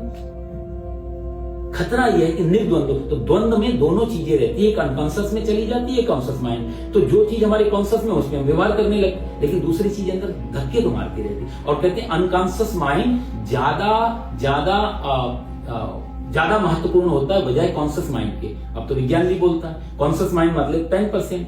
बर्फ का टुकड़ा पानी में डालो तो जितना ऊपर रहता है वो कॉन्शियस माइंड, और जो जितना डूबा रहता है 75% अनकॉन्शियस माइंड। तो अनकॉन्शियस ज्यादा खतरनाक होता है बजाय कॉन्शियस माइंड के। इसलिए भगवान कहते हैं निर्द्वंदो, द्वंद्व से तू रहित हो जा और नित्य सत्वस्थ हो। नित्य जो है सत्वस्थ हो, सत्य का मतलब है कि जो सत स्वरूप परमात्मा, आत्म चेतना, ब्रह्म चेतना, जो सत्य है, उनमें अपनी आत्मा को, अपनी चेतना को, अपनी बुद्धि को उसमें लगा करके नित्य मतलब हर समय सावधान। पता नहीं कौन सा समय तुम चूके, जरा सी झपकी और बड़ा एक्सीडेंट, सावधानी हटी और दुर्घटना घटी। इसलिए भगवान नित्य शब्द लगा रहे हैं यहाँ पर। नित्य सत्व, सदा जो है सत्व, नित्य सत्व में स्थित। नित्य शब्द देने के पीछे बहुत बड़ा यही भाव है कि इसमें कभी भी संसार पे भरोसा नहीं कर सकते। बड़े बड़े ज्ञानी फिसल जाते हैं साहब। विश्वामित्र 60,000 साल तक तपस्या कर रहे थे, कथा आती 60,000 साल। मेनका आई 5 मिनट में सब पे पानी फेंक के चली गई। 60,000 वर्ष की तपस्या, हम तो 60 मिनट भी नहीं बैठते रोज। तो इसलिए बड़ा एक बाबा जी थे वृंदावन में, तो एक बेचारे अपनी झोपड़ी में रहते थे यमुना किनारे, दाऊ जी के पास की बात है। तो वो एक वो बकरी चराने वाली जाती थी उधर, तो हमेशा बाबा जी से पूछती थी, ए बाबा, मजाक किया होते हैं वृंदावन ब्रजवासी, ए बाबा ये बताओ मेरे बकरा की पूंछ अच्छी या तुम्हारी दाढ़ी के बाल अच्छे? ऐसा वो कुत्ता था, बोला मेरे कुत्ता की पूंछ अच्छी है तुम्हारी दाढ़ी के बाल? तो बाबा बेचारे जब कोई जवाब नहीं देते, मुस्कुरा देते। और उसका रोज का नियम बन गया, तुम्हारी दाढ़ी अच्छी है, उस कुत्ते की पूंछ अच्छी। बाबा जवाब रोज बेचारी पूछ लेती, मजाक हंस के मुस्कुरा देते, चली जाती। एक दिन बाबा को अपना आया कि शरीर पूरा करना है, अब बहुत समय हो गया, शरीर छोड़ना है। शरीर छोड़ रहे थे, शरीर छोड़ते समाधि में अपने चले गए। इसको ग्वालिनी को पता लगा, ये तुरंत वापस भाग के आई, बाबा तुमने मेरे सवाल का जवाब नहीं दिया आज तक, अब तुम छोड़ के ऐसे नहीं जा सकते, मेरे पहले सवाल का जवाब दो। तो कहते हैं कि वो बाबा ने आंखें खोल दी और उससे कहा, सुन, तूने अभी तक इतने वर्षों से मेरे को परेशान किया कि तेरी कुत्ते की पूंछ अच्छी है, मेरी दाढ़ी के बाल अच्छे हैं। आज मैं तेरे से कहता हूं, तेरी कुत्ते की पूंछ से लाख गुना मेरी दाढ़ी है, अच्छी है। तो ग्वालिनी बोली, ये तो बाबा मैं भी जानती थी कि तुम्हारी दाढ़ी अच्छी है, कुत्ते की पूंछ तो कुत्ते की है, आपने बताया क्यों नहीं? तो बाबा जी बोलते, बेटा यदि मैं बहुत पहले ये बात बता देता तो जीवन बाकी था, पता नहीं कब फिसल जाता और मेरी दाढ़ी की बाल बेकार हो जाती, तेरी कुत्ते की पूंछ अच्छी हो जाती। आज मैं शरीर को छोड़ के जा रहा हूं, अब तक मेरे में कोई दाग नहीं लगा है, इसलिए अब मैं कह सकता हूं कि तेरी कुत्ते की पूंछ से मेरी दाढ़ी के बाल ज्यादा अच्छे हैं। ज्यों की त्यों धर दीनी चदरिया, जैसे आया था वैसे ही वापस ले गए। तो इसलिए भगवान कहते हैं, नित्य सत्वस्थ, नित्य रूप से हमेशा सावधान पूर्वक और निर्योग क्षेम आत्मा, योग क्षेम की भगवान आगे चर्चा करेंगे। आप सब जानते हैं, अनन्यास चिंतयन्तो माम ये जना पर्युपासते तेषां नित्य युक्तानां योगक्षेमं वहाम्यहम्, जो हमारा स्लोगन भी है मंदिर का। तो ये भगवान कहते हैं निर्योग क्षेम, योग क्षेम की भी तो बिल्कुल चिंता मत कर, क्योंकि योग क्षेम, योग का मतलब होता है जो हमारे पास है, क्षेम मतलब जो हमारे पास नहीं है लेकिन चाहिए। तो ये दो चीजें यूजुअली हमारा जीवन उसी लिए भागता है, जो है उसको संभालना और जो नहीं है उसकी कामना, ये दो के बीच, इसको बोलते हैं योगक्षेम। इसका विस्तार से मैं आगे बताऊंगा आपको। तो भगवान कहते हैं, अर्जुन तू दोनों की चिंता छोड़ दे, तेरे पास जो है उसको संभालने की चिंता छोड़ और जो तेरे पास नहीं है उसकी भी चिंता छोड़। निर्योगक्षेम, इसलिए तू आत्मान, अपने आत्मा में स्थित हो जा, अपने आत्मा को तू पहचान। और आगे भगवान 46वें श्लोक में कहते हैं, यावान, ये हो गया था, यावान अर्थ उदप्पाने सर्वथा संप्लुत, क्योंकि जब तेरे को बड़ा आत्मवान, नित्य सत्वस्थ हो, जो भगवान ये जो शब्द दे रहे हैं, इसके पीछे कारण तो वही है ना कि जब तू ऐसी स्थिति में अपने आप को स्थित कर लेगा तो तेरी कोई इन सब संसार की जो छोटी मोटी चीजें, वासनाएं, कामनाएं, ये सब तेरे को तुच्छ लगेंगी। कैसे? यावान अर्थ उदप्पाने सर्वथा संप्लुतोदके, जो छोटे छोटे गड्ढों में जल भरा हो और बड़ा सा निर्मल कोई झील, कोई तालाब, कोई सागर यदि तेरे को मिल जाए, तो जैसे गड्ढों से तेरे को कोई लेना देना नहीं होता। यदि सागर मिल गया तो फिर गड्ढों से क्या लेना? यदि सुंदर झील मिल गई तो गड्ढों से फिर आदमी गड्ढे में नहाएगा और झील में नहाएगा पवित्र। तो इसलिए परमात्मा रूपी यदि सागर मिल जाएगा तो ये यावान अर्थ उदप्पाने, ये छोटा मोटा जो काम है, क्योंकि ऐसी तावान सर्वेषु वेदेषु ब्राह्मण से विजान, तो वेद में जो कामना वाली चीजें हैं, इसलिए वेद से भी तेरा फिर मतलब नहीं रह जाएगा। तुझे जब तू अकाम होगा तो तू स्वयं ही वेद हो जाएगा। फर्क देख रहे हैं आप? एक वेद से हम आजकल क्या है कि वेदों में 99%, हालांकि विरोध नहीं है, ना भगवान विरोध कर रहे हैं ना मैं विरोध कर रहा हूं, जानकारी के लिए आपको बता रहा हूं, वेद का भी जो उपयोग हो रहा है आजकल दुनिया में, सनातन धर्म में, वो सिर्फ कामनाओं के लिए, उनके मंत्रों का जो प्रयोग हो रहा है वो काम, जैसे लक्ष्य धन चाहिए तो हिरण्यवर्णाम हरिणीम सुवर्ण रसक लक्ष्मी जात वेदो मावह अश्वपूर्वाम रथमध्याम हस्तिनाद प्रमोदिनी, घोड़े पे बैठ के आए, हाथी पे बैठ के आए, विशाल रूप धर के आए लक्ष्मी हमारे घर में। वेद, ऋग्वेद का कितना सुंदर ऋचा मंत्र है ये, पर हमने इस मंत्र का जो स्तर था उसको कितना नीचे लाके रख दिया। हम करेंसी में, लिक्विड मनी में, क्रिप्टो करेंसी में, दूसरे पर, इन सब चीजों से मांग रहे हैं। वहां कितना सुंदर भाव था, अश्वपूर्वाम रथमध्याम हस्तिनाद प्रमोदिनी, काम मापूतिम वाचा सत्यमशी मही। इतने सुंदर श्लोक है, उस पर भी हम लोगों ने 5-6 क्लासें ली थी पिछली बार, जो लक्ष्मी के जो स्वरूप था कि लक्ष्मी की कामना भी करो तो कैसे कामना करो। ऋग्वेद ने यदि लक्ष्मी का स्वरूप इतने तरीके से वर्णन किया तो वो ये छोटी मोटी लक्ष्मी नहीं हो सकती जिसको हम लक्ष्मी मान के, जो पैसे को मान के चलते। तिरस्कार उसका भी नहीं है, अपमान उसका भी नहीं, पर लक्ष्मी कोई और चीज का नाम। इसलिए नारायण के साथ यदि नारायण ने अपने पैरों में उसको रखा है अपने साथ सदा, तो कुछ तो होगा उसमें। तो तिरस्कार या अपमान नहीं कर सकते, लेकिन उसके स्वरूप को जान सकते। तो हम लोगों ने जो वेद से जो चीज निकाली वो निष्काम मंत्रों को भी सकाम बना करके प्रयोग में लाने लगे। इसलिए भगवान यहाँ कहते हैं तावान सर्वेषु वेदेषु, इसलिए उन सबको तू छोड़ दे। तो वेद का विरोध नहीं, लेकिन वेद के अंदर जो वाद है उस वाद का भगवान विरोध करना चाहते हैं, निष्काम। इसलिए वेद कई लोगों ने इन श्लोकों को पढ़ के बोल दिया भगवान तो वेद विरोधी है, इसलिए बुद्ध को निकाल दिया हिंदुस्तान से, वेद विरोधी मान के। बुद्ध की और कोई गलती नहीं थी, कोई ईश्वर नहीं, कोई आत्मा नहीं, ये तो महावीर भी कहते, लेकिन महावीर को सम्मान दिया, बुद्ध को नहीं दे पाए। कोई वेद का भी विरोध किया, और वेद का विरोध सह नहीं सकते हम लोग। तो इसलिए भगवान का वेद विरोधी वक्तव्य नहीं था, यहां सिर्फ इतना था कि जो प्राथमिक चरण है, देखो साहब शुरुआत में तो चाहिए, मान लिया आपका कोई कार्य नहीं हो रहा है और आपको मालूम नहीं है धर्म के बारे में। कई लोग मंदिर आते हैं, उनका कोई लेना देना नहीं भगवान से, अचानक उनकी कोई, और ये बेसिक कामनाएं हैं, नौकरी नहीं, हेल्थ ठीक नहीं, संतान नहीं, ये बड़े बुजुर्ग हैं तो घर में नाती पोता नहीं। हमने बोला तो भैया आप इसका मंत्र का जाप कर लो ठाकुर जी के चरण, ये माता जी नवरात्रि चल रहे हैं, दुर्गा जी का जाप, उन्होंने कर लिया, एकदम इंप्रेस हो गए, बोला था कुछ तो है इनमें, हमारे घर में नाती हो गया। तुम्हारा नाती बताएगा, प्रमाणित करेगा कि इस मूर्ति में कुछ है या दुर्गा जी भी कुछ है। लेकिन चलो उतना भी ठीक है, उस बहाने प्राथमिक चरण है, इस बहाने आप निकल के तो आए, कुछ तो धारा जुड़ी।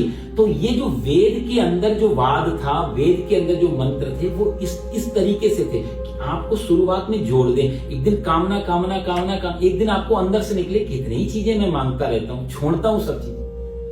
एक दिन वही मांग आपको अमांग में ले जाए, वही काम निष्काम में ले जाए। इसलिए वेद में शुरू में ये मंत्र रखे गए थे।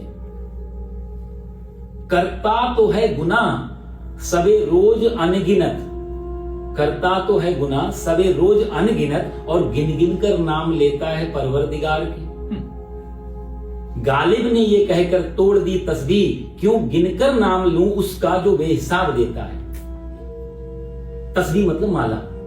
गालिब ने ये कहकर तोड़ दी तस्बीह, क्यों गिनकर नाम लूं उसका जो बेहिसाब देता। तो जो कामना धीरे अकाम में ले जाए, निष्काम में ले जाए, तो वेद का ये एक सीक्वेंस, ये सीढ़ियां थी।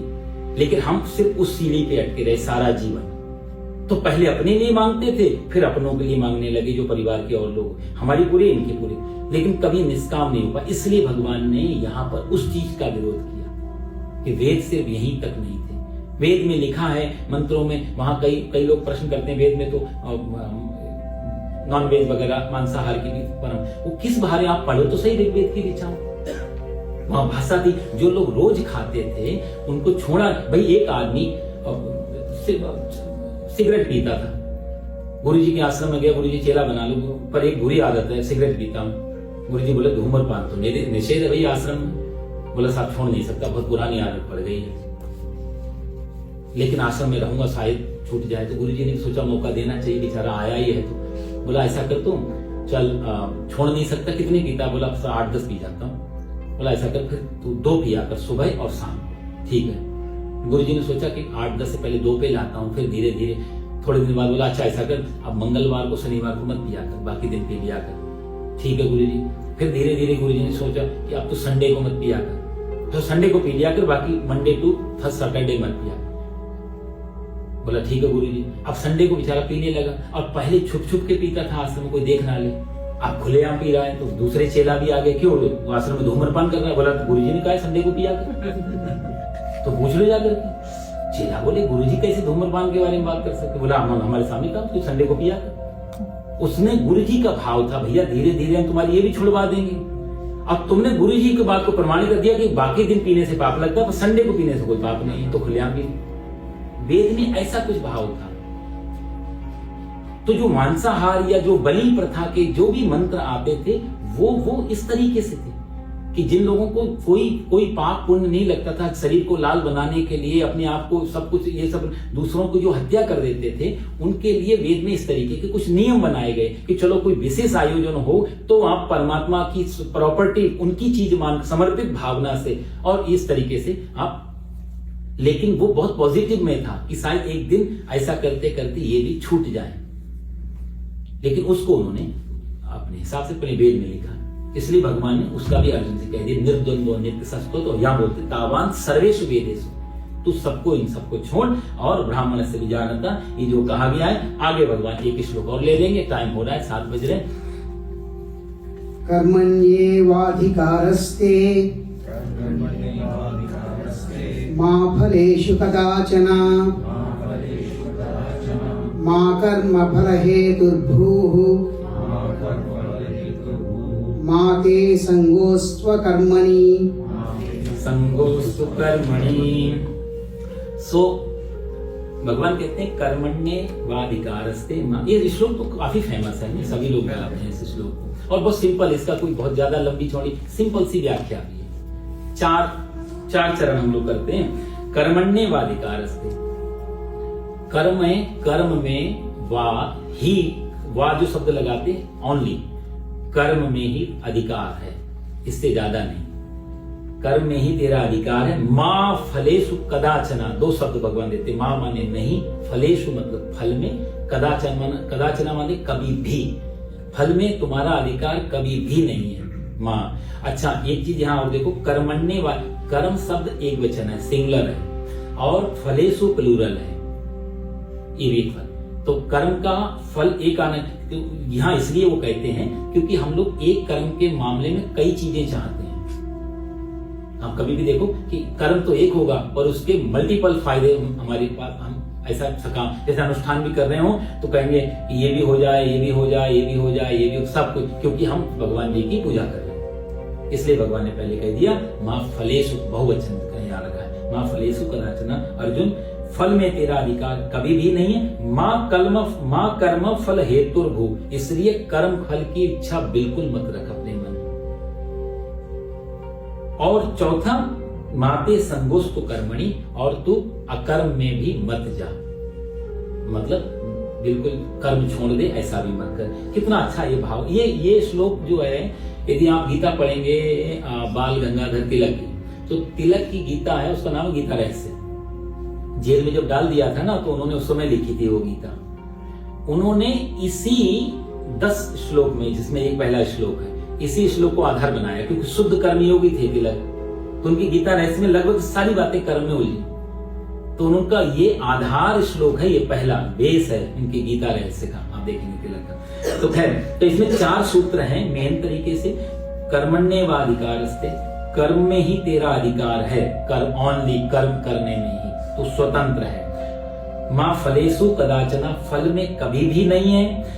कर्म मां कर्म फल, कर्म के फल का हेतु मत हो, यानी कि कर्म फल की इच्छा बिल्कुल मत कर, नहीं कर।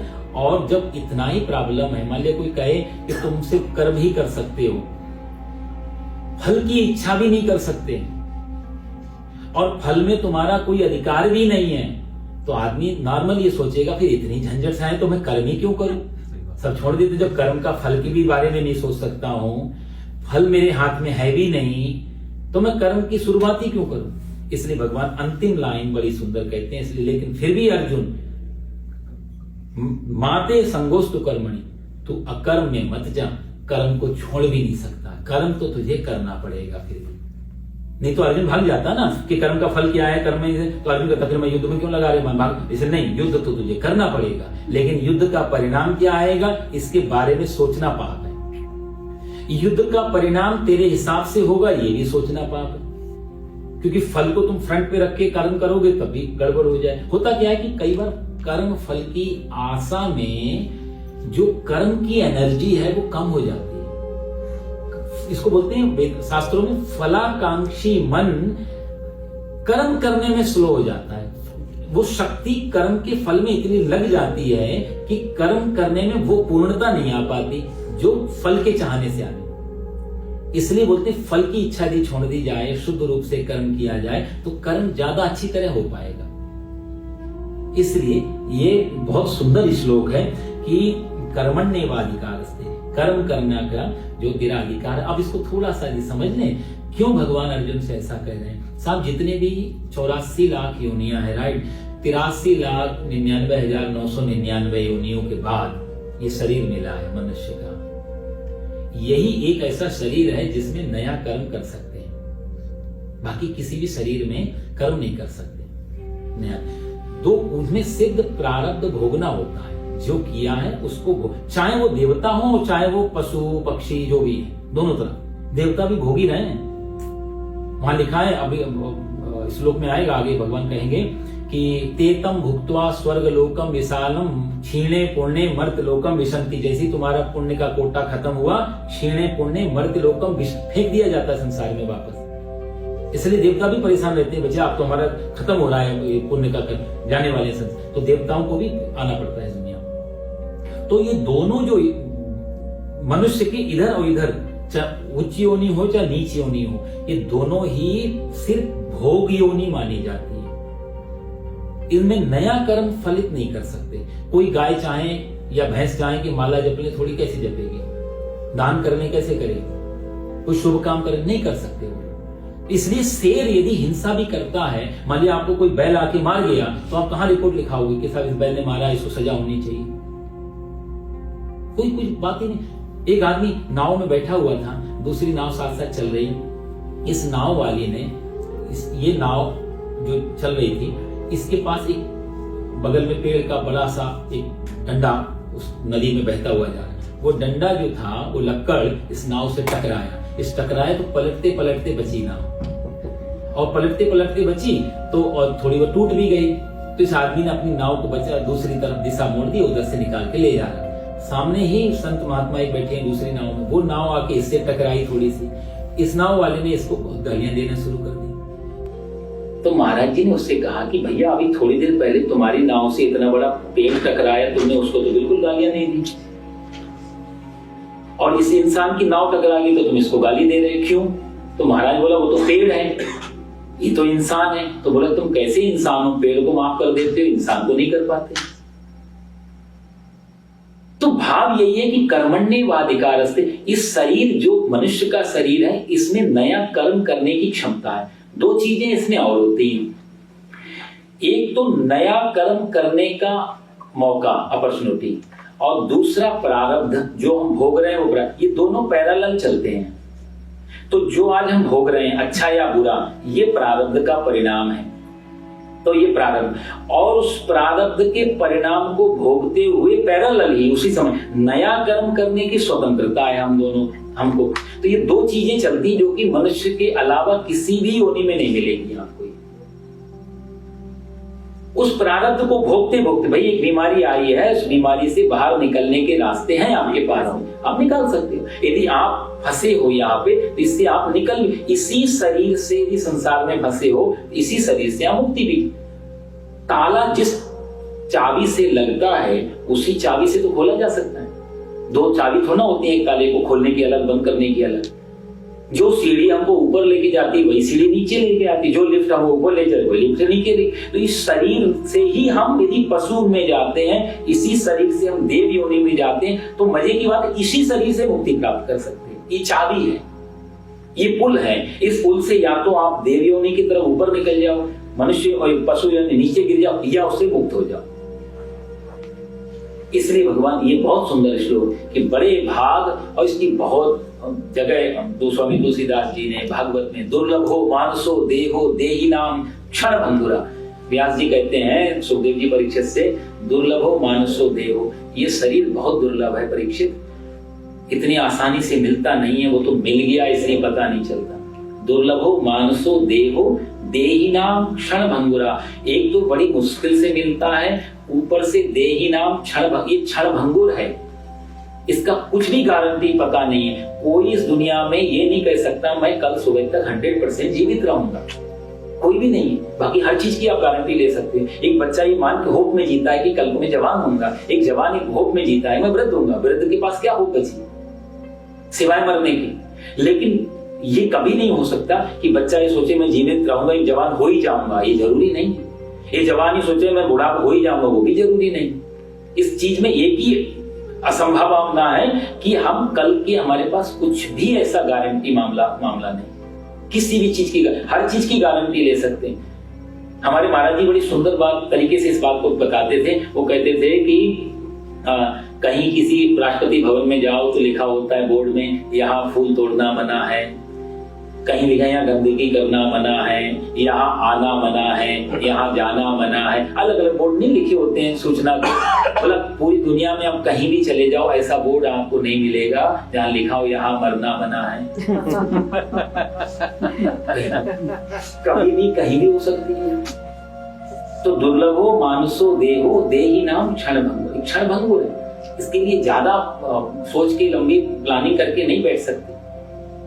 दूसरी एक और चीज इसलिए भी ये कह रहे हैं कि कर्म का फल भविष्य में होता है, कर्म वर्तमान में होता है। आपके पास वर्तमान है, फल भविष्य नहीं है, इसलिए भी आपका अधिकार नहीं है, क्योंकि भविष्य में हमारा कोई अधिकार नहीं है।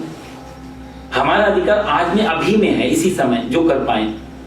कल में नहीं है, क्योंकि कल हमारे हाथ में नहीं है। कल होगा भी, भैया सूर्य है, रोज उग रहा है, रोज उदय हो रहा है। कल क्या पता कल सनराइज हो या ना हो। अब तो वैज्ञानिक भी कहते हैं भाई 2-4-5 हजार सालों में ये सूर्य खत्म हो जाएगा। ये जो भट्टी है, आग जल रही है, कई करोड़ों सालों से जल रही है, इसका भी ईंधन है, इसका भी फ्यूल है, ये भी धीरे धीरे खत्म हो रहा है। एक दिन ऐसा होगा सूर्य ठंडा हो जाएगा। उस दिन से एक दिन पहले भी लोग कुछ ना कुछ तो बात किए होंगे, कुछ संकल्प किए होंगे, कल हम ऐसा करेंगे, कल हम ऐसा करेंगे। और छोड़े यदि सूर्य होगा, हम भी उगेंगे कल सुबह, क्या गारंटी है। महाभारत में कथा आती है कि युधिष्ठिर जा रहे थे घूमने के लिए, शिकार खेलने के लिए। एक भिखारी आया उस समय, उसने कहा महाराज दक्षिणा भिक्षा दे दो, कुछ तो दे। तो युधिष्ठिर ने बोला नहीं ऐसा है, आज नहीं, कल आना, कल आपको मिलेगी। वो तो जाने लगा। अक्रूर हंसने लगे। अक्रूर ने बोला कि आप नहीं, उद्धव जी थे, उन्होंने कि आप ऐसा हंसे क्यों। तो बोले नहीं कोई बात नहीं, बताओ आप विद्वान पुरुष हैं, ऐसे हंस नहीं सकते, कुछ तो कारण होगा। तो उन्होंने बोला महाराज आप धर्मराज हो, आप उसको कल के बारे में बात कर रहे हो, आपको गारंटी है। आपने ये बोल करके एक तो लिखित में पढ़ दिया पक्का कि कल तक आप जिंदा रहोगे, तो पक्का हो गया आप ऊपर वाली की व्यवस्था के साथ में। युधिष्ठिर बोले वो तो सोचा भी नहीं। बोले चलो आप जिंदा भी रहे तो क्या गारंटी है ये जिंदा रहेगा भिखारी। आपने इसकी भी गारंटी ले ली कि कल तो माना, इसका मतलब तुम भी जिंदा रहना और हम भी जिंदा रहेंगे। अरे महाराज फिर भी आप भी जिंदा रहे, भिखारी भी जिंदा रहा, क्या गारंटी कल तक आप राजा रहो। ओवरनाइट बैंक का हो जाते हैं, नहीं हो जाते बैंक आज से फर्श पे। एक कवि बड़ी सुंदर कविता कहता था, लाइन तो एक ही थी पर कविता में गहराई बहुत थी। वो कहता था कि कैसे कैसे और ऐसे वैसे हो गए, और ऐसे वैसे कैसे कैसे हो गए। एक ही लाइन, कुछ भी हो सकता है। तो उन्होंने बोला कि क्या गारंटी कल तक आप राजा रहोगे, और यदि आप राजा भी रहे, जिंदा भी रहे, क्या गारंटी है कि कल तक ये भिखारी ही रहेगा। इसको कहीं सोने का कोई मटका वटका मिल गया, फिर तुम्हारी प्रॉमिस का क्या हो। इसको ये भी भिखारी रहा, तुम भी राजा रहे, क्या गारंटी अंतिम कि इसका तुमसे सामना होगा और ये तुमसे मांगेगा। कल मांगने की भी तो इच्छा होनी चाहिए। भिखारी भी हर कहीं नहीं मांगता, वो भी देख लेता है कहां से मिल सकता है। ये भिखारियों के पास साइकोलॉजी जबरदस्त होती है। आप देखो सुबह सुबह ज्यादा मिलते हैं, शाम तक नहीं मिलते। कोई भिखारी आपको शाम को नहीं मिलेगा मोस्टली। उनको मालूम सुबह आदमी फ्रेश माइंड से निकला है, नहा धो के भरपेट नाश्ता करके ऑफिस को जा रहे, इस समय बच्चे भगदेगा। शाम को हारा थका हैरान परेशान ऑफिस से और मांगने जाओ तो 4 गाली और देंगे, पैसा नहीं मिलेगा। इसे शाम को भिखारी अपना अपना चल देते बेचारे। तो क्या गारंटी कल आपसे मांगेगा, और क्या गारंटी कल आपके अंदर देने की भी भावना होगी जो आज है। इतनी सारी चीजों में, इतने सारे विरोध में, और कल का कमिटमेंट। युधिष्ठिर को तो माथा टनक गया, भाई इतना सारा मावाल अभी ले जा, माला कल का चक्कर। मां फलेषु कदाचन, कभी भी अधिकार नहीं है कल में हमारा, क्योंकि फल हमेशा भविष्य में आता है, कर्म हमेशा वर्तमान में होता है। इस साइकोलॉजी के आधार पर भगवान कहते हैं कि कर्म में तेरा, तू कर सकता है कुछ, मांग नहीं सकता, इच्छा भी नहीं कर सकता। दोनों बातें, फल की इच्छा भी मत कर और फल तेरे अधिकार में भी नहीं है, इसलिए तू फल की इच्छा भी मत कर। दोनों बातें कंप्लीट भगवान ने बात कही है यहाँ पे। और यदि इसके बाद भी तू माते संगोष्ठ तो कर, और तू सोच रहा हो कि मैं कर्म छोड़ के भाग जाऊं, इसलिए तू कर्म छोड़ के भी नहीं भाग सकता। कर्म तो तुझे कर, हम कर्म कैसे छोड़ेंगे। कई लोग कर्म छोड़, ये गृहस्थी पाल रहे थे, छोड़ के सन्यासी हो गए, लेकिन दूसरी जगह झोपड़ी बनानी पड़ेगी, फिर कुछ और खाने पीने के लिए व्यवस्था करनी पड़ेगी, कुछ तो चाहिए होगा। कर्म तो हर जगह जहां भी रहेंगे वो करना पड़ेगा ही कुछ। एक आदमी बाबा जी के घर में चूहे बहुत हो गए, झोपड़ी बेचारे जंगल में तपस्या करे, चूहे बहुत हो गए।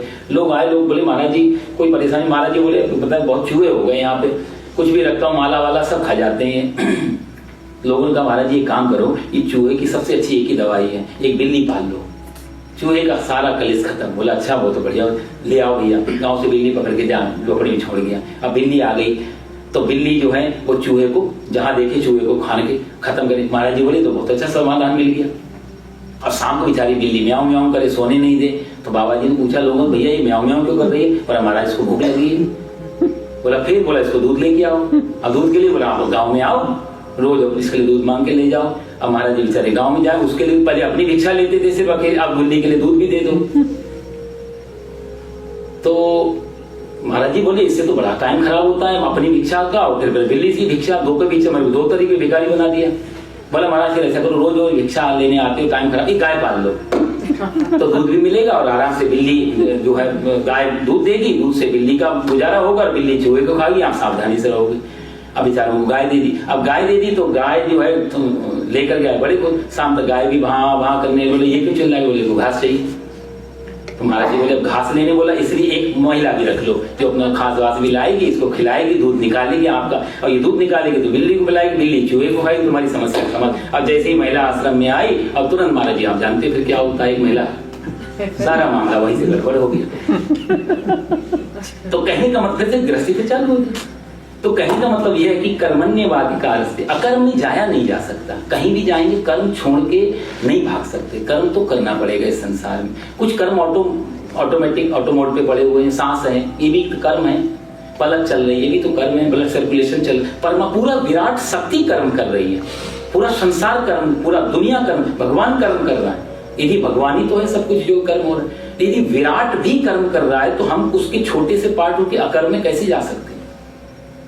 तो कर्म छोड़ के भागना एक नए कर्म की जिम्मेदारी लेने जैसा होगा। इसलिए भगवान यहाँ साफ उससे कहते हैं कि तू कर्म का फल छोड़ दे लेकिन कर्म मत छोड़, सिर्फ फल छोड़, फल तेरे हाथ में। हमारे हरिद्वार में एक मस्तराम बाबा, ऋषिकेश में, सब लोग जानते हैं, बड़ा अच्छा नाम था उनका मस्तराम बाबा। हमेशा मस्ती में रहते थे, जो मिल गया जैसे मिल गया अपना खाया पिया, वहीं लेट गए वहीं बैठ गए। उनका अपना ऋषिकेश में बड़ा आश्रम भी है, पर जीवन की बड़ी मस्ती थी उनकी। ऐसे संतों के दर्शन करने चाहिए, उनके बारे में जरूर सुनना चाहिए। एक बार बद्रीनाथ की तरफ जा रहे थे, बेचारे भूख लग गई, रास्ते में फल देखे पेड़ पे लगे कुछ बेरूर लगे उन, तो बोला कि फल खा लेता हूँ फिर थोड़ा चल। तो फल खाने के लिए चढ़े उस पेड़ पे, तो कांटा चुभ गया बेचारों के। अब कांटा चुभ गया तो बरसात के दिन थे और वो कांटा जो है जाकर के अंदर फंस गया, आधा टूट गया, तो सेप्टिक बन गया, पैर सूज गया, मोटा सा हो गया बेचारा। तो वहीं बैठ गए, हंस रहे मुस्कान, बाबू इतना बड़ा सेप्टिक सूजा, पीला पीला पैर। चेले आए पीछे से, गुरु जी ये क्या हुआ? मस्तराम बाबा ने कितना सुंदर उत्तर दिया, बोले बेटा हुआ कुछ नहीं, फल खाने की इच्छा का ये फल है। उनका डायलॉग बड़ा फेमस है, वहां पे लिखा हुआ है, फल खाने की इच्छा का। इसलिए अर्जुन से भगवान कहते हैं कि माँ फलेषु कदाचन, कि तेरा कर्म के फल में कोई अधिकार नहीं, इसलिए तू अकर्म में नहीं जा सकता। फल आता, देखो साहब, कर्म इंडिविजुअल होता है, यदि एक और तरीके से देखें व्यक्तिगत होता है कर्म। मैंने आपको गाली दी, आपका अपमान किया, ये मेरा व्यक्तिगत निर्णय है। इस गाली का या इस अपमान का जो परिणाम आएगा वो व्यष्टि से नहीं आएगा, व्यक्तिगत नहीं आएगा, वो समष्टि से आएगा। समष्टि मतलब वहां ग्लोबल चीज हो जाती है फल आने में। तो कर्म हमेशा इंडिविजुअल होता है और फल हमेशा ग्लोबल तरीके से आता है। तो जैसे मैंने आपको गाली दी और आपके साथ आपके मित्र हैं, आपने भी एक झापड़ मारा तो आपका मित्र भी एक झापड़ मार सकता है। मेरे मित्र को गाली दी आपने और आपका बेटा वो भी झापड़ मार देगा। तो हम कहेंगे भैया गाली तो हमने आपको दी, लेकिन आपके चाहने वाले फल तो ग्लोबल क्यों आ रहे हैं? ऐसा ही होता है कोई भी चीज। व्यक्तिगत कर्म होता है, फल बहुत तरीके, क्योंकि बहुत सारी चीजें लगी है फल में, फल लाने में। आप अकेले नहीं है फल चाहने में, बहुत सारे। एक हॉस्पिटल के नजारे आप हिंदुस्तान में देख लेना, मैंने देखे कई बार। हॉस्पिटल में जाते हैं तो हॉस्पिटल में मरीज की पत्नी बैठी हुई, वहां वो बेचारी वो सिद्धि को, गणेश जी के हनुमान जी के मंदिर होते ज्यादातर, प्रार्थना करती है, ना से रोग हरे से पीरा जपत रहे, हमारे पति को ठीक कर दो प्रभु, बहुत जल्दी हम हनुमान चालीसा सुंदर कांड कराएंगे, आपकी बड़ी कृपा, जल्दी जल्दी ठीक हो जाए। तो ऐसी प्रार्थना कर रही बेचारी वो। और वही उसी के बगल में वही एमडी की पत्नी डॉक्टर, वो भी प्रार्थना कर रही, पर वो हॉस्पिटल चलता रहे मेरा, हॉस्पिटल चलता रहे, आपकी कृपा से मरीज आते हैं। अब बताओ कर्म करने का अधिकार तो दोनों के पास है ना, और कर्म कर रहे हैं। अब फल आएगा ये दोनों पे डिपेंड नहीं है। अब हनुमान जी कंफ्यूज हो जाते हैं इस मामले में, किसकी सुने क्योंकि एक की दुकान बंद हो जाएगी। तो डॉक्टर की प्रार्थना अपनी प्रार्थना हो सकती है, उसका अपना कर्म है, लेकिन इस पेशेंट का अपना कर्म है, दोनों अपने कर्म कर रहे हैं। इसीलिए फल में किसी का अधिकार हो भी नहीं सकता, कभी भी नहीं हो सकता। हम मान के ऐसा चलते हैं कि फल में हमारा बिल्कुल, फल समष्टि से आता है, कर्म व्यष्टि से होता है। कर्म व्यक्तिगत है और फल सार्वजनिक है। एक कहानी से और स्पष्ट करूं मैं आपको। एक राजा था, उसका वजीर था सम्राट, बहुत दोनों में मित्रता थी, लेकिन कोई इसने गलती कर दी, सम्राट ने इसको फांसी का मृत्युदंड दे दिया। मृत्युदंड दे दिया वजीर को, इसको राजा को बुरा तो लगा, लेकिन दे दिया उसने मृत्युदंड। बात खत्म हो गई, जेल में डाल दिया, कल तुमको प्रातः काल इतने बजे फांसी हो जाएगी। फांसी से एक दिन पहले सम्राट का नियम था कि मिलने आता था उनसे। मिलने गया जेल में, अपने वजीर से कहा कैसे हो, बातचीत हुई। वजीर बेचारा बार बार बाहर को देख रहा था, तो सम्राट बोला बाहर को क्यों देख रहा है? बोला कुछ नहीं, ऐसे ही। तो पूरी बात जब तक कर रहे थे, बोला कोई अंतिम इच्छा है तो बता दे, क्योंकि तू मेरा बहुत बहादुर सिपाही था, तेरे प्रति मेरी सहानुभूति पूरी है, पर अब सजा तो माफ नहीं हो सकती। हाँ, जीवन को छोड़ के कोई भी अंतिम इच्छा है वो तू मांग सकता है, जीवन को, मृत्यु तेरा उसमें कोई बाधा नहीं बने, ऐसे कोई बीच। वही कि बार बार दृष्टि बाहर को। तो सम्राट ने पूछा बात क्या है, तू बार बार इतना बाहर को क्यों देखता है? बोला तो देखो, अब आप पूछ रहे तो मैं बता देता हूँ। आप जिस घोड़े पे चढ़ के आए हो उस घोड़े को देख रहा हूं। तो सम्राट ने बोला उस घोड़े को देख करके इतना गंभीर होने की जरूरत क्या है, तो रो भी रहा है, घोड़े को देख के रो। बोला नहीं, अब आप पूछ रहे तो बता देता हूं। मैंने 30 वर्षों से एक विद्या सीख रहा था। उस विद्या में ऐसा था कि घोड़ा उड़ सकता था, और विशेष जाति का घोड़ा होता है वही उड़ सकता था। आज मैं वो ढूंढता रहा 20 सालों से, 30 साल, वो जाति का घोड़ा नहीं मिला। वो ब्रीड आपके पास है जिसपे आप चढ़ के आए हो, आज वो मिली है और कल मेरे को फांसी हो जानी।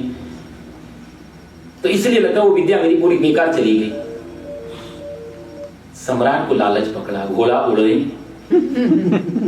सम्राट बोला कि अच्छा सही में? बोला हाँ। कितना समय लगेगा? बोला 1 साल लगेगा, घोड़ा उड़ने लग जाएगा। सम्राट बोला तू फांसी की चिंता छोड़, तू घोड़ा उड़ा।